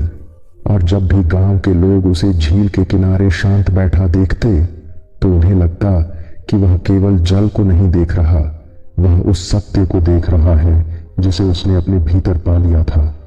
विंध्य पर्वतों के विस्तृत विस्तार के बीच एक प्राचीन प्रदेश था, जहां धरती का रंग गहरा था और हवा में जंगलों की गंध हमेशा घुली रहती थी। उस क्षेत्र के चारों ओर फैले वन इतने घने थे कि कई बार दोपहर का सूर्य भी पूरी तरह भूमि तक नहीं पहुंच पाता था। उन्हीं वनों के बीच एक पुराना ग्राम बसा था जिसका नाम था नागवन। यह ग्राम बहुत बड़ा नहीं था, लेकिन यहाँ के लोगों का जीवन प्रकृति के साथ गहराई से जुड़ा हुआ था। सुबह होते ही जब सूर्य की किरणें पेड़ों की शाखाओं के बीच से छलकर धरती पर गिरती, तब पूरा गांव सुनहरी रेखाओं से भर जाता। मिट्टी के घरों के सामने छोटे छोटे आंगन थे, जहां तुलसी और कदम्ब के पौधे लगे रहते, और उन आंगनों में सुबह सुबह स्त्रियां जल छिड़क कर भूमि को शुद्ध करती।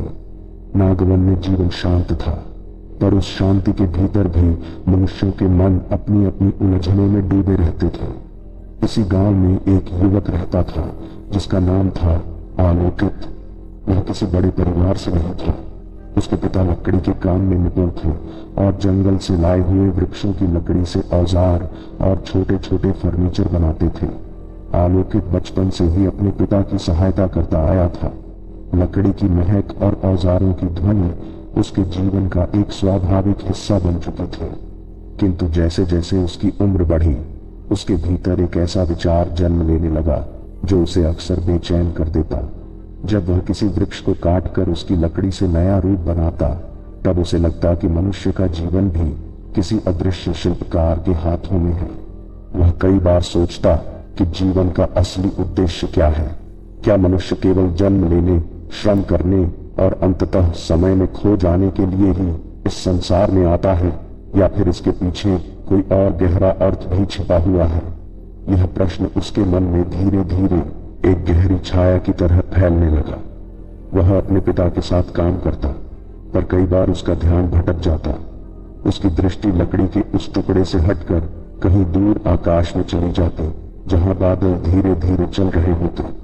उसे लगता कि उसके भीतर भी कोई यात्रा चल रही है, लेकिन वह समझ नहीं पा रहा कि वह यात्रा किस दिशा में जा रही है। गांव के बाहर एक पुरानी पगडंडी थी जो जंगल के भीतर दूर तक चली जाती थी। उस रास्ते पर बहुत कम लोग जाते थे, क्योंकि कहा जाता था कि वह मार्ग पहाड़ियों और गहरे वनों के बीच से होकर निकलता है। आलोकित कई बार उस पगडंडी को देखता और उसके भीतर एक अनजानी इच्छा जागती कि वह उस मार्ग पर चलकर देखे कि अंत में क्या है। एक दिन सांझ के समय वह उसी पगडंडी के पास खड़ा था। आकाश में सूर्य धीरे धीरे पहाड़ियों के पीछे छिप रहा था और उसकी लालिमा पूरे जंगल में फैल गई थी। हवा हल्की थी और पत्तों की सरसराहट किसी दूर की फुसफुसाहट जैसी प्रतीत हो रही थी। तभी उसने देखा कि उस पगडंडी पर कुछ भिक्षु धीरे धीरे चलते हुए आ रहे हैं। उनके वस्त्र साधारण थे, उनके कदम शांत थे और उनके चेहरों पर एक ऐसी स्थिरता थी जो सामान्य लोगों में बहुत कम दिखाई देती है।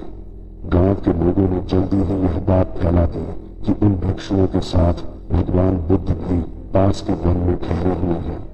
ये समाचार सुनते ही कई लोगों के मन में उत्सुकता जाग उठी। कुछ लोग श्रद्धा से भर गए, कुछ केवल उन्हें देखने की इच्छा से वन की ओर जाने लगे। आलोकित ने भी यह बात सुनी, पर उसने तुरंत कोई निर्णय नहीं लिया। वह उस रात देर तक जागता रहा। बाहर आकाश में तारे चमक रहे थे और हवा में एक गहरी शांति थी। वह अपने छोटे से कमरे में लेटा हुआ छत को देखता रहा और उसके मन में एक ही विचार घूमता रहा, यदि वास्तव में कोई ऐसा व्यक्ति है जो जीवन के प्रश्नों को समझता है तो उससे मिलना चाहिए। अगली सुबह जब आकाश में हल्की रोशनी फैलनी शुरू हुई और पक्षियों की पहली आवाजें सुनाई देने लगीं, तब आलोकित घर से निकल पड़ा। जंगल की ओर जाने वाला मार्ग ओस से भीगा हुआ था। पत्तों पर जमी बूंदें सूर्य की पहली किरणों में चमक रही थीं। चलते चलते वह उस स्थान तक पहुंचा जहां भिक्षु वृक्षों की छाया में बैठे हुए थे। वहां का वातावरण अत्यंत शांत था। कुछ भिक्षु ध्यान में बैठे थे, कुछ जल भरकर लाने में लगे थे। उस स्थान के मध्य एक विशाल वृक्ष था और उसके नीचे एक व्यक्ति स्थिर मुद्रा में बैठा था। वह थे भगवान बुद्ध। आलोकित कुछ दूरी पर खड़ा रहा। वह उन्हें देखता रहा जैसे कोई व्यक्ति पहली बार समुद्र को देखता है और उसकी गहराई को समझने की कोशिश करता है। उसे लगा कि उनके आसपास की हवा भी अलग है, स्थिर और शांत। कुछ क्षण बाद बुद्ध ने धीरे धीरे अपनी आंखें खोलीं और उसकी ओर देखा। वह दृष्टि इतनी शांत थी कि आलोकित के मन का संकोच स्वतः समाप्त हो गया। वह आगे बढ़ा और विनम्रता से बैठ गया। काफी देर तक दोनों के बीच मौन रहा। उस मौन में भी एक प्रकार की शिक्षा छिपी हुई थी। हवा वृक्षों की पत्तियों को हिला रही थी और सूर्य की किरणें धीरे धीरे उस स्थान पर फैल रही थीं। आखिरकार आलोकित ने धीमे स्वर में कहा, भगवान, मेरे मन में एक प्रश्न है जो मुझे लंबे समय से परेशान कर रहा है। मैं जीवन को समझना चाहता हूं, पर जितना सोचता हूं उतना ही उलझ जाता हूं। बुद्ध ने उसकी ओर देखा और शांत स्वर में पूछा, तुम जीवन में क्या खोज रहे हो? आलोकित कुछ क्षण चुप रहा, फिर बोला, शायद एक ऐसा मार्ग जहां मन शांत हो जाए। बुद्ध ने पास पड़ी एक छोटी लकड़ी उठाई और उसे हाथ में घुमाते हुए कहा, जब कोई पथिक जंगल में भटक जाता है तो वह क्या करता है? आलोकित ने उत्तर दिया, वह मार्ग खोजने की कोशिश करता है। बुद्ध ने मुस्कुराकर कहा, और जब उसे सही मार्ग मिल जाता है तब वह भटकता नहीं। बुद्ध बोले, मनुष्य का जीवन भी ऐसा ही है। जब तक मन अपने भीतर के मार्ग को नहीं पहचानता तब तक वह इच्छाओं और भय के जंगल में भटकता रहता है। आलोकित लंबे समय तक यह सुनता रहा। उसके भीतर जैसे कोई गहरी समझ धीरे धीरे जन्म ले रही थी। उस दिन वह देर तक वहां बैठा रहा। उसने देखा कि भिक्षु अपने कार्य कितनी शांति से करते हैं। उनमें किसी प्रकार की जल्दबाजी या बेचैनी नहीं थी। हर कार्य ध्यान और जागरूकता के साथ किया जा रहा था। सूर्य धीरे धीरे पश्चिम की ओर झुकने लगा। जंगल में सुनहरी रोशनी फैल गई। जब आलोकित वहां से वापस लौटा तब उसके भीतर एक नया अनुभव था। वही रास्ता, वही वृक्ष और वही हवा, सब कुछ पहले जैसा ही था, पर उसके देखने का तरीका बदल चुका था। अगले कई दिनों तक वह रोज उस वन में जाता रहा। कभी वह बुद्ध से प्रश्न करता, कभी केवल मौन में बैठकर उनके पास समय बिताता। धीरे धीरे उसने महसूस किया कि उसके भीतर जो बेचैनी थी वह कम होने लगी है। एक दिन जब वह जंगल के रास्ते से वापस लौट रहा था तब सूर्य अस्त होने के करीब था। आकाश लाल और सुनहरे रंगों से भर गया था। उसने उस पगडंडी की ओर देखा जिसे वह पहले केवल जिज्ञासा से देखता था। अब उसे समझ आ चुका था कि जीवन का मार्ग बाहर कहीं नहीं छिपा है, वह मार्ग मन के भीतर है। और जब मन उस मार्ग को पहचान लेता है तब हर कदम प्रकाश की ओर बढ़ने लगता है। उस दिन से आलोकित का जीवन पहले जैसा ही रहा। वही काम, वही गांव, वही लोग, पर अब उसके भीतर एक ऐसी शांति थी जो पहले कभी नहीं थी। और जब भी कोई उसे देखता तो उसके चेहरे पर एक स्थिर प्रकाश दिखाई देता, जैसे किसी पथिक ने अंततः अपना मार्ग पा लिया हो। मगध राज्य के पश्चिमी भाग में एक पुराना नगर था जिसका नाम कौशांतर था। यह नगर व्यापार के लिए दूर दूर तक प्रसिद्ध था। यहां की गलियां हमेशा चहल पहल से भरी रहतीं। सुबह होते ही बैलगाड़ियों की आवाजें, व्यापारियों की पुकार, घोड़ों की टापें और लोहारों की हथौड़ों की ध्वनि पूरे नगर में गूंज उठती थी। बड़े बड़े बाजारों में दूर देशों से आए व्यापारी अपने सामान बेचते थे। कहीं मसालों की सुगंध हवा में घुलती, कहीं रेशमी वस्त्र चमकते, तो कहीं कीमती धातुओं के आभूषण सूर्य की रोशनी में चमकते। इस नगर में धन की कमी नहीं थी। यहां रहने वाले कई व्यापारी इतने समृद्ध थे कि उनके घरों के दरवाजे भी चंदन की लकड़ी से बने होते थे।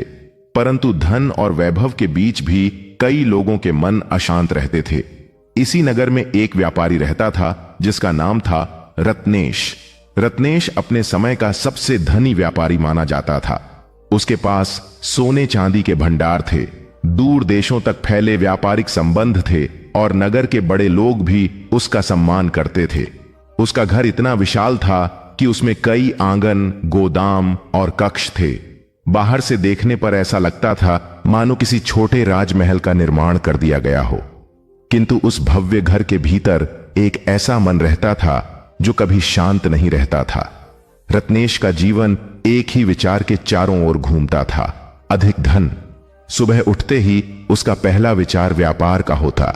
दिन भर वह हिसाब किताब में डूबा रहता और रात को भी उसे यही चिंता रहती कि कहीं उसका धन कम न हो जाए या कोई व्यापारिक अवसर हाथ से न निकल जाए। उसके सेवक कहते थे कि वह कभी सच में मुस्कुराता नहीं था। उसकी आंखों में हमेशा एक सतर्कता रहती, जैसे वह हर समय किसी अदृश्य खतरे से अपने धन को बचाने की कोशिश कर रहा हो। समय बीतता गया, उसका धन बढ़ता गया, लेकिन उसके मन की शांति कम होती गई। एक दिन ऐसा हुआ कि नगर में खबर फैली कि पास के वन में भगवान बुद्ध अपने शिष्यों के साथ ठहरे हुए हैं।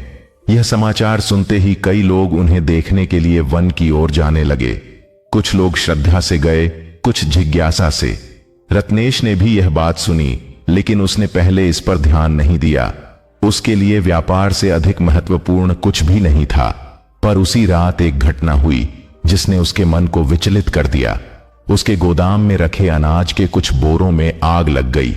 आग बहुत बड़ी नहीं थी और सेवकों ने जल्दी ही उसे बुझा दिया, लेकिन उस घटना ने रत्नेश को भीतर तक हिला दिया। वह रात भर सो नहीं पाया। उसके मन में बार बार एक ही विचार उठता रहा, यदि आग थोड़ी और फैल जाती तो उसका कितना धन नष्ट हो सकता था। सुबह होते ही उसने महसूस किया कि उसका मन पहले से भी अधिक भारी हो गया है। उसी समय उसे बुद्ध के आने की बात याद आई। पहली बार उसके मन में यह विचार आया कि शायद उसे उनसे मिलना चाहिए। अगले दिन वह अपने रथ से वन की ओर चला गया। वन में पहुंचते ही उसे एक शांत वातावरण महसूस हुआ। वहां कोई बाजार की चहल पहल नहीं थी, कोई व्यापार की आवाज नहीं थी, केवल वृक्षों की सरसराहट और पक्षियों की ध्वनि थी। कुछ दूरी पर उसने देखा कि कई भिक्षु वृक्षों की छाया में बैठे हुए हैं। उनके चेहरों पर एक गहरी शांति थी। उनके बीच एक पीपल के वृक्ष के नीचे एक व्यक्ति बैठे थे। वह थे भगवान बुद्ध। रत्नेश उनके सामने जाकर बैठ गया। कुछ देर तक वह कुछ बोल नहीं पाया। उसका मन जैसे शब्द खोज रहा था। आखिरकार उसने कहा, भगवान, मेरे पास बहुत धन है, पर मेरे मन में शांति नहीं है। मैं हर समय भय में जीता हूं, कहीं मेरा धन नष्ट न हो जाए, कहीं कोई मुझे धोखा न दे दे। बुद्ध ने उसकी ओर देखा। उनकी दृष्टि शांत थी। उन्होंने पूछा, रत्नेश, क्या तुम अपने धन को हमेशा अपने साथ रख सकते हो? रत्नेश ने कहा, नहीं भगवान। तो फिर तुम उस चीज के लिए इतना भय क्यों रखते हो जो एक दिन तुम्हारे पास से चली ही जाएगी? रत्नेश कुछ क्षण चुप रहा। बुद्ध ने पास पड़ी एक छोटी पत्थर की ढेली उठाई और उसे अपनी हथेली पर रख लिया। उन्होंने कहा, यदि कोई व्यक्ति इस पत्थर को मुट्ठी में कसकर पकड़ ले और लंबे समय तक उसे न छोड़े तो क्या होगा?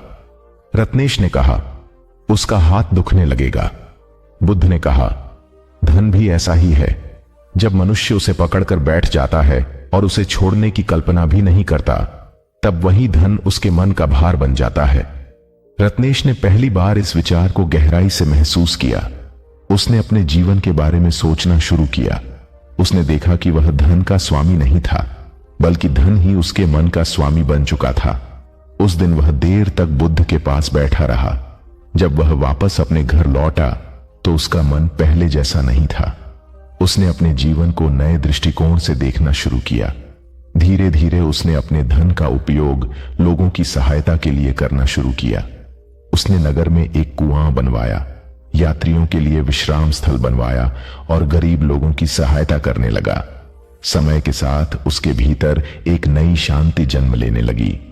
लोगों ने भी देखा कि वह व्यापारी जो पहले केवल धन के बारे में सोचता था, अब लोगों के कल्याण के बारे में सोचने लगा है।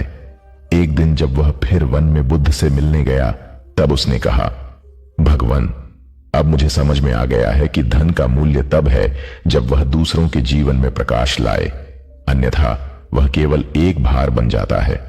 बुद्ध मुस्कुराए। उन्होंने कहा, जब मनुष्य बांटना सीख जाता है तब उसका मन हल्का हो जाता है, और हल्का मन ही सच्ची शांति का अनुभव कर सकता है।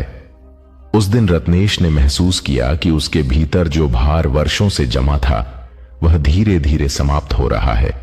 अब उसके पास पहले जैसा ही धन था, लेकिन अब उसका मन उस धन का कैदी नहीं था, वह स्वतंत्र था, और उसी स्वतंत्रता में उसने पहली बार जीवन की सच्ची समृद्धि को महसूस किया।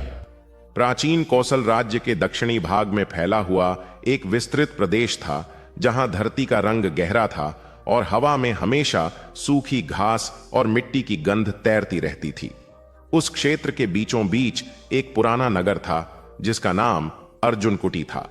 यह नगर किसी राजसी वैभव के कारण प्रसिद्ध नहीं था, बल्कि इसलिए जाना जाता था कि यहां से होकर कई व्यापारिक मार्ग गुजरते थे।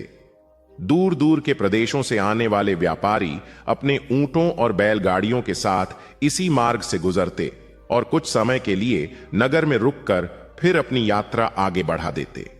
इसी कारण अर्जुन कुटी में संसार के अनेक लोगों की आवाजें और कहानियां एक साथ सुनाई देती थीं।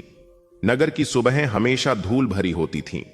जैसे ही सूरज क्षितिज के ऊपर उठता, बैलगाड़ियों के पहिए मिट्टी के रास्तों पर घूमने लगते और हवा में धूल की हल्की परत उठ जाती।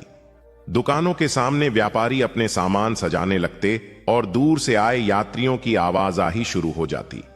कोई मसाले बेच रहा होता, कोई कपड़ा, तो कोई दूर के पहाड़ों से लाया गया नमक।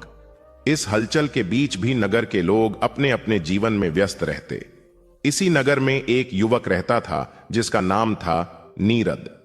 नीरद का जीवन किसी व्यापारी जैसा नहीं था। उसका परिवार पीढ़ियों से साधारण किसान रहा था। उसके घर के पास थोड़ी सी जमीन थी जहां वह अपने पिता के साथ खेती करता था। सुबह होते ही वह बैलों को लेकर खेत की ओर निकल जाता और सूर्य ढलने तक मिट्टी में काम करता रहता।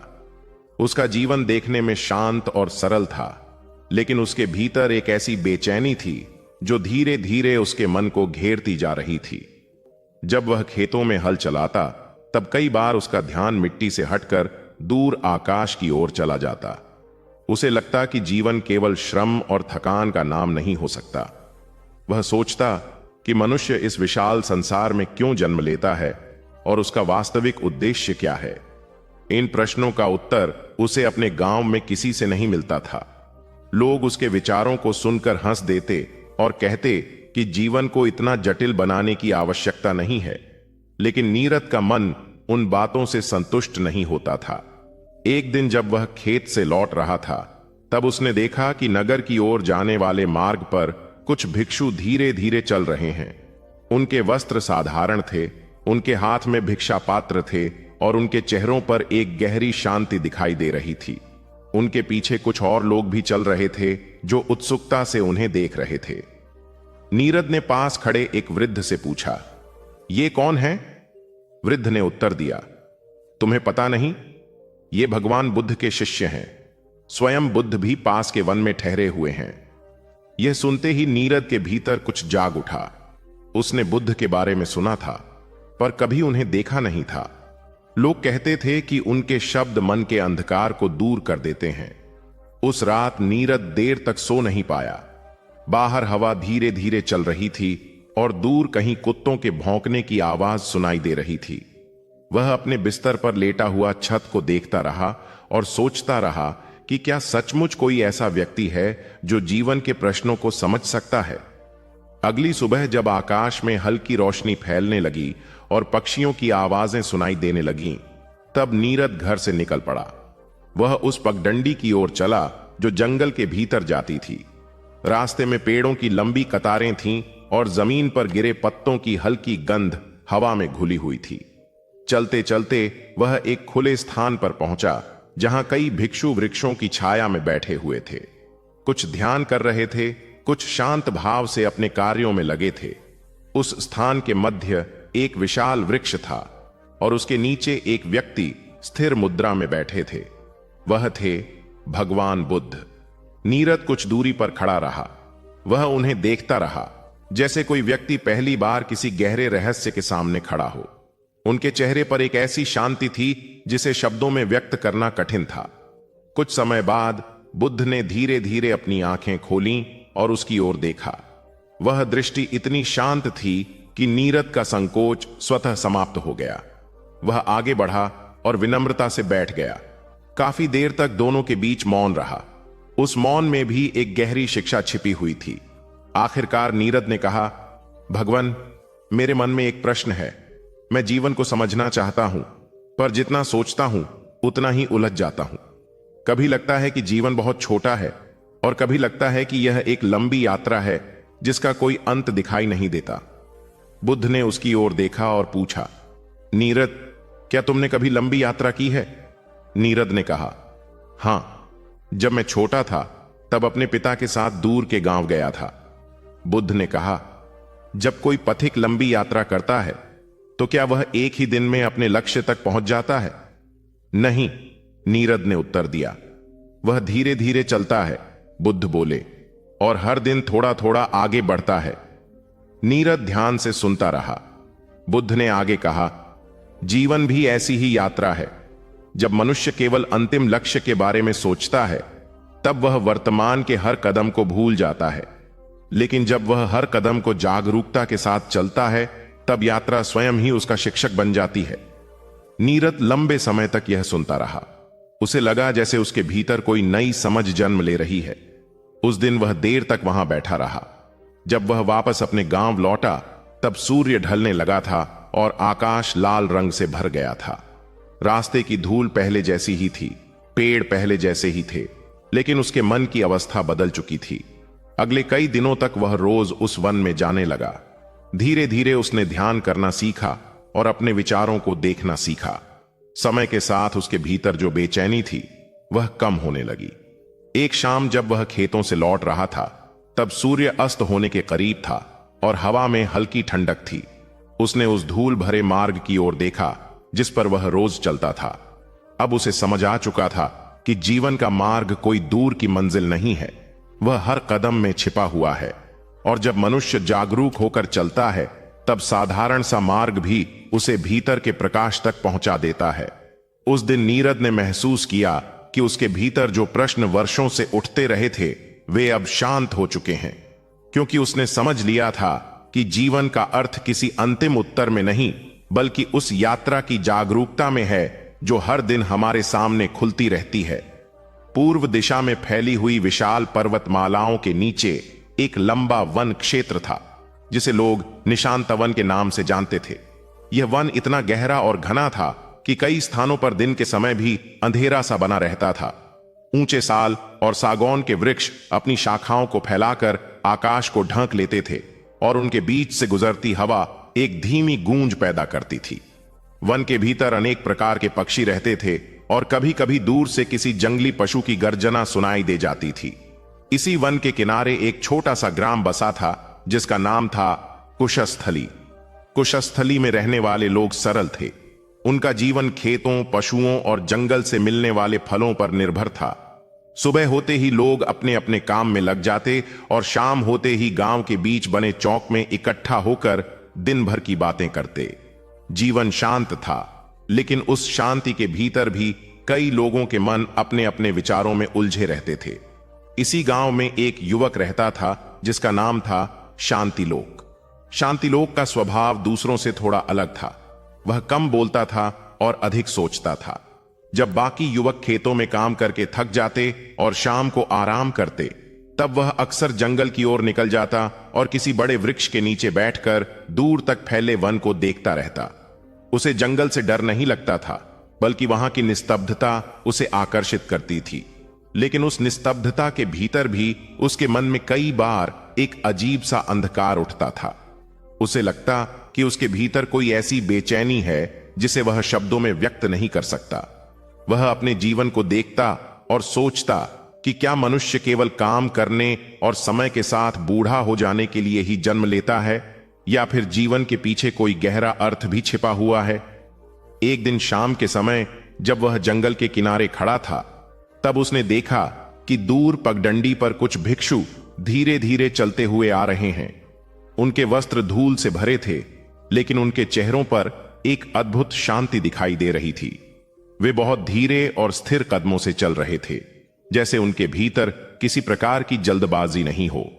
गांव के लोगों ने जल्दी ही यह समाचार फैला दिया कि उन भिक्षुओं के साथ भगवान बुद्ध भी पास के वन में ठहरे हुए हैं। यह सुनते ही कई लोग उत्सुक हो उठे। कुछ लोग श्रद्धा से भर गए, तो कुछ केवल उन्हें देखने की जिज्ञासा से वन की ओर जाने लगे। शांतिलोक के मन में भी एक हलचल पैदा हुई। उसने बुद्ध के बारे में पहले भी सुना था। लोग कहते थे कि उनके शब्द ऐसे होते हैं जो मन के अंधकार को धीरे धीरे दूर कर देते हैं। उस रात शांतिलोक देर तक जागता रहा। बाहर हवा धीरे धीरे चल रही थी और आकाश में असंख्य तारे चमक रहे थे। वह अपने आंगन में बैठा आकाश को देखता रहा और सोचता रहा कि क्या सचमुच कोई ऐसा व्यक्ति हो सकता है जो मन के भीतर छिपे अंधकार को समझता हो।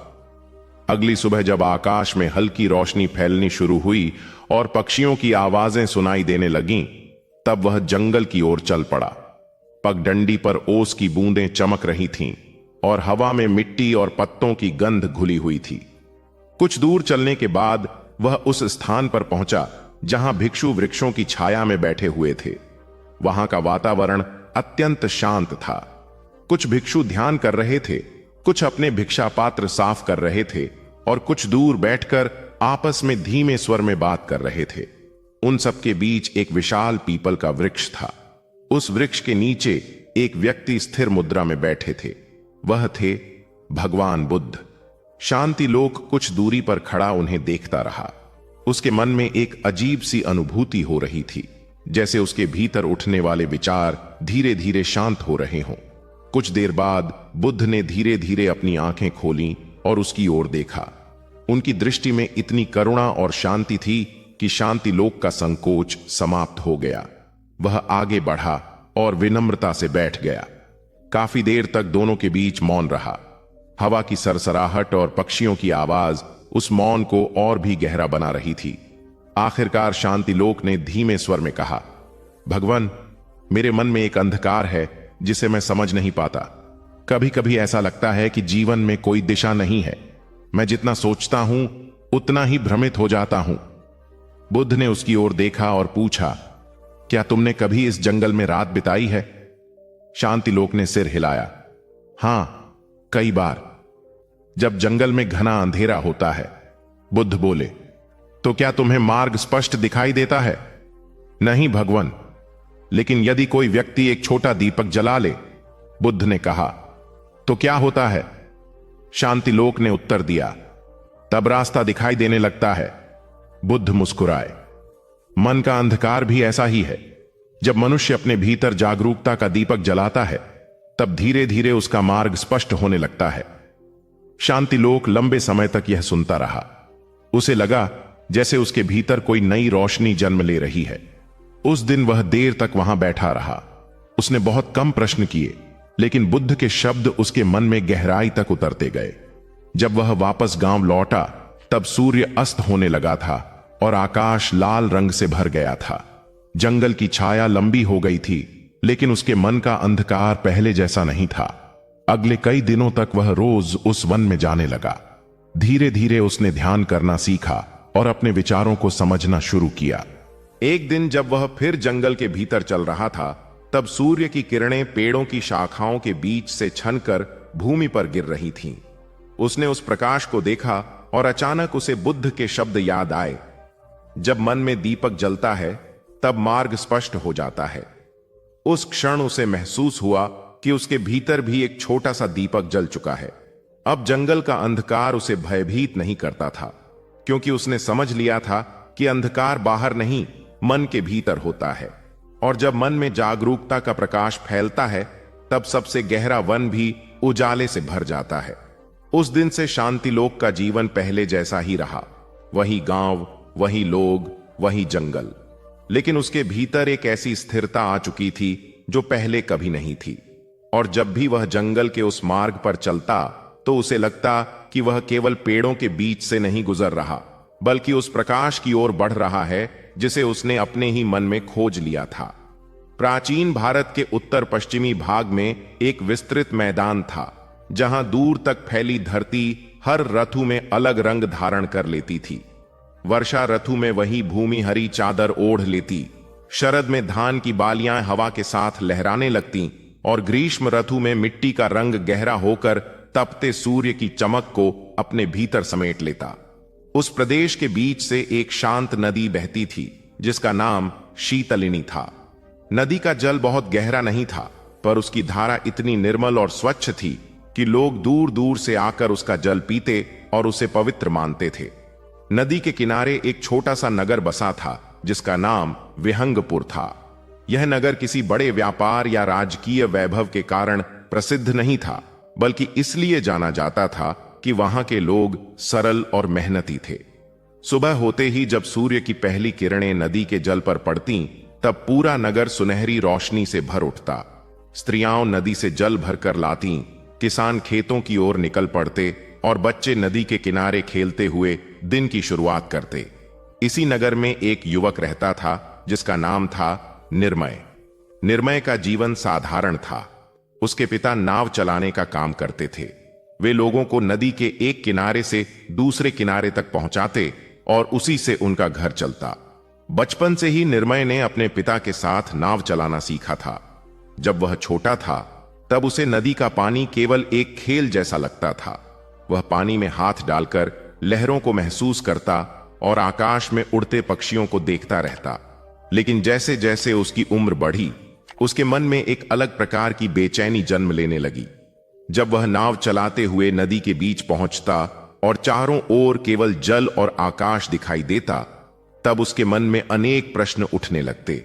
वह सोचता कि यह नदी लगातार बहती क्यों रहती है, वह कभी रुकती क्यों नहीं, और मनुष्य का जीवन भी क्या इसी नदी की तरह लगातार बहता रहता है, बिना रुके, बिना ठहरे।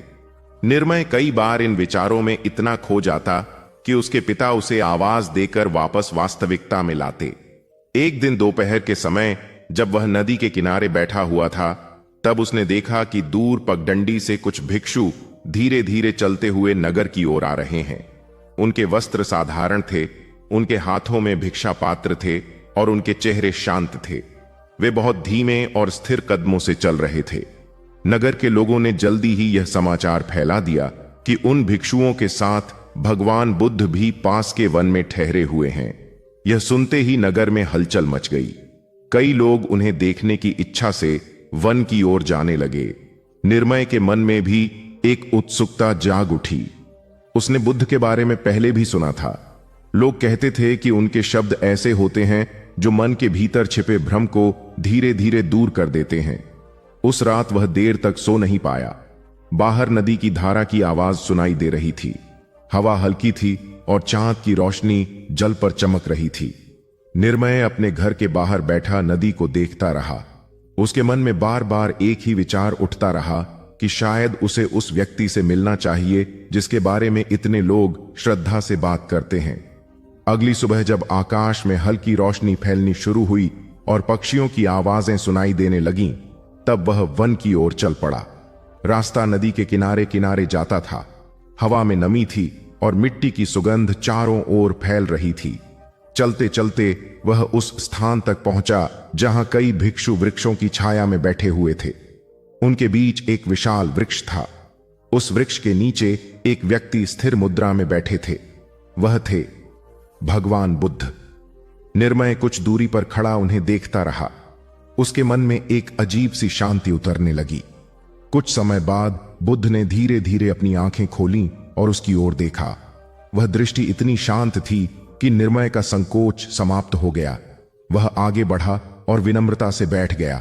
कुछ देर तक दोनों के बीच मौन रहा। आखिरकार निर्मय ने धीमे स्वर में कहा, भगवान, मैं जीवन को समझना चाहता हूं। जब मैं नदी को देखता हूं तो मुझे लगता है कि सब कुछ बहता जा रहा है। समय भी, जीवन भी। तब मन में एक प्रश्न उठता है कि इस निरंतर बहाव में स्थिरता कहां है। बुद्ध ने उसकी ओर देखा और पूछा, निर्मय, क्या तुम रोज इस नदी को देखते हो? हां भगवान। क्या तुमने कभी देखा है कि नदी का जल एक ही स्थान पर रुकता है? नहीं, वह हमेशा बहता रहता है। बुद्ध ने मुस्कुराकर कहा, जीवन भी उसी नदी की तरह है, हर क्षण बदलता है, आगे बढ़ता है। जो व्यक्ति इस परिवर्तन को समझ लेता है वह जीवन से संघर्ष नहीं करता। निर्मय ध्यान से सुनता रहा। बुद्ध ने आगे कहा, जब मनुष्य बहती नदी को पकड़ने की कोशिश करता है तब वह निराश होता है, लेकिन जब वह उसके साथ चलना सीख लेता है तब उसे शांति मिलती है। निर्मय लंबे समय तक यह सुनता रहा। उसे लगा जैसे उसके भीतर कोई नई समझ जन्म ले रही है। उस दिन वह देर तक वहां बैठा रहा। जब वह वापस नदी के किनारे पहुंचा तब सूर्य ढलने लगा था और आकाश लाल रंग से भर गया था। नदी की धारा पहले जैसी ही बह रही थी, लेकिन इस बार उसे वह धारा अलग दिखाई दे रही थी। अब उसे समझ आ गया था कि नदी का रहस्य उसके बहाव में है और जीवन का रहस्य भी उसी बहाव को स्वीकार करने में है। उस दिन के बाद निर्मय पहले की तरह ही नाव चलाता रहा। लोग उसकी नाव में बैठकर नदी पार करते और वह उन्हें शांत भाव से दूसरी ओर पहुंचा देता। लेकिन उसके भीतर एक परिवर्तन आ चुका था। अब जब वह नदी के बीच पहुंचता और चारों ओर जल को बहते देखता तो उसके मन में कोई उलझन नहीं उठती थी, क्योंकि उसने समझ लिया था कि जीवन का अर्थ रुकने में नहीं बल्कि जागरूक होकर बहते रहने में है। और जब मनुष्य इस सत्य को स्वीकार कर लेता है तब उसके भीतर एक ऐसी शांति जन्म लेती है जो किसी भी नदी की गहराई से कम नहीं होती। हिमालय की तलहटी में फैला हुआ एक विशाल प्रदेश था जहां धरती धीरे धीरे ऊंची होती हुई पर्वतों से मिल जाती थी। वहां के दृश्य इतने शांत और गंभीर थे कि उन्हें देखने वाला व्यक्ति अनायास ही मौन हो जाता था। सुबह के समय जब सूर्य की पहली किरणें बर्फ से ढकी चोटियों पर पड़ती तब वे शिखर ऐसे चमक उठते मानो किसी ने उन्हें स्वर्ण से ढक दिया हो।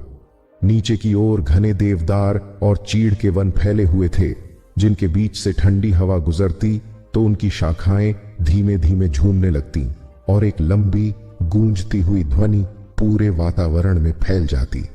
उन्हीं पर्वतों की छाया में एक छोटा सा ग्राम बसा था जिसका नाम शिलानगर था।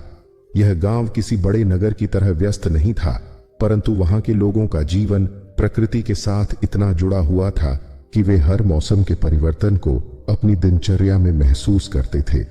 वर्षा के दिनों में पहाड़ों से बहती छोटी छोटी धाराएं खेतों को सींच देती और सर्दियों में जब ठंडी हवा चलती तो लोग अपने घरों के भीतर बैठकर लकड़ी की आग के पास कहानियां सुनाते। शिलानगर के लोग मेहनती थे। वे खेती करते, पशुओं की देखभाल करते और जंगल से मिलने वाली लकड़ी और फलों पर निर्भर रहते।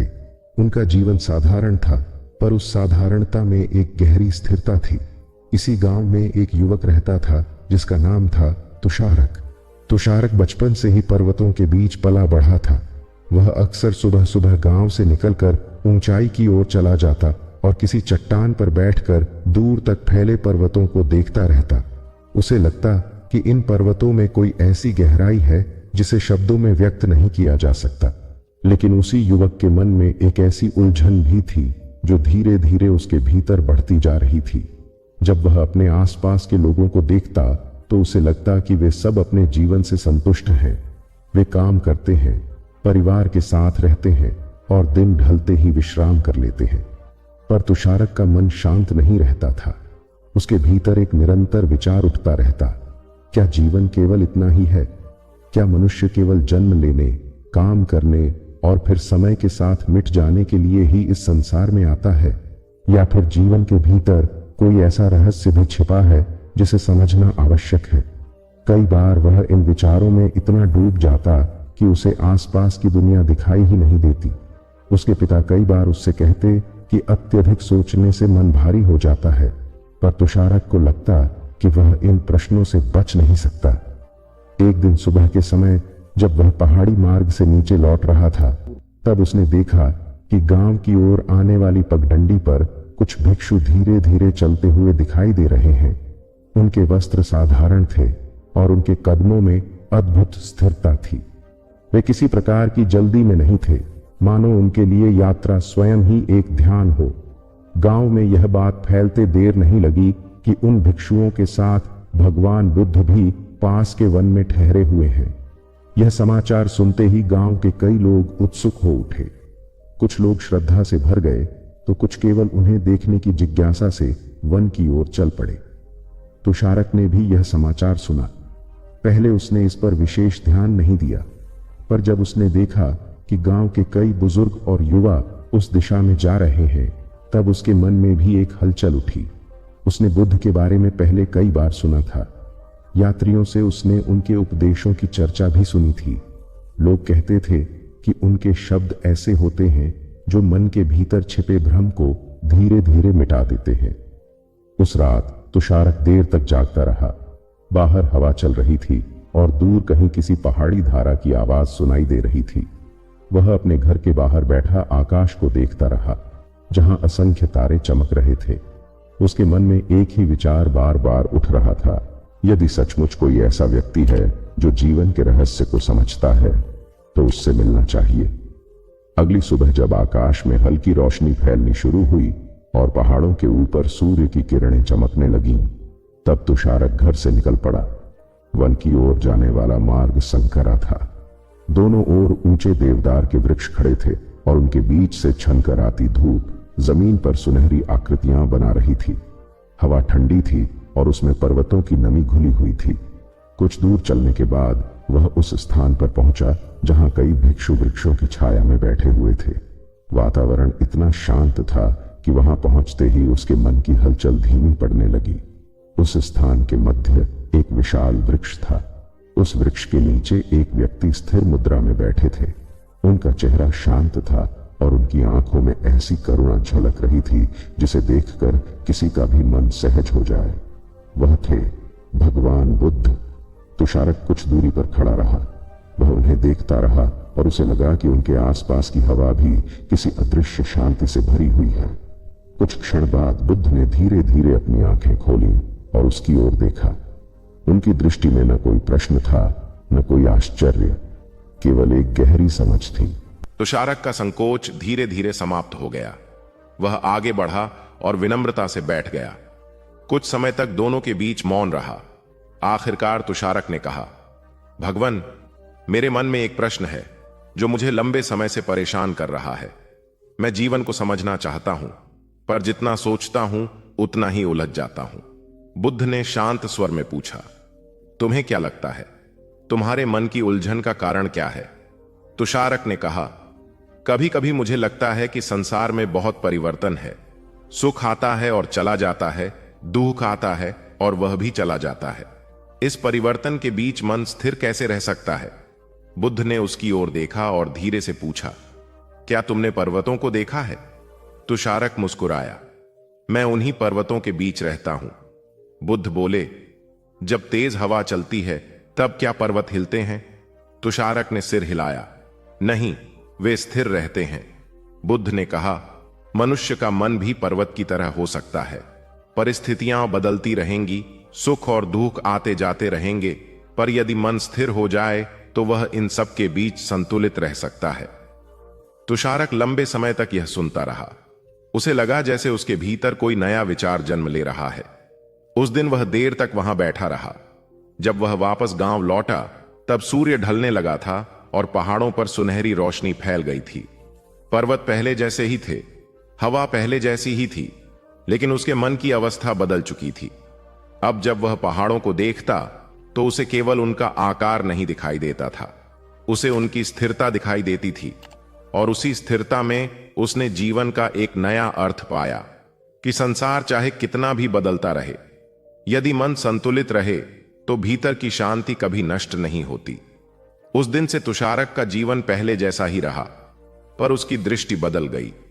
अब जब भी हवा पहाड़ों के बीच से गुजरती और वृक्षों की शाखाएं हिलती, वह मुस्कुराकर सोचता कि परिवर्तन तो हवा की तरह आता जाता रहेगा, पर जिसने अपने मन को पर्वत की तरह स्थिर बना लिया, उसे कोई तूफान विचलित नहीं कर सकता।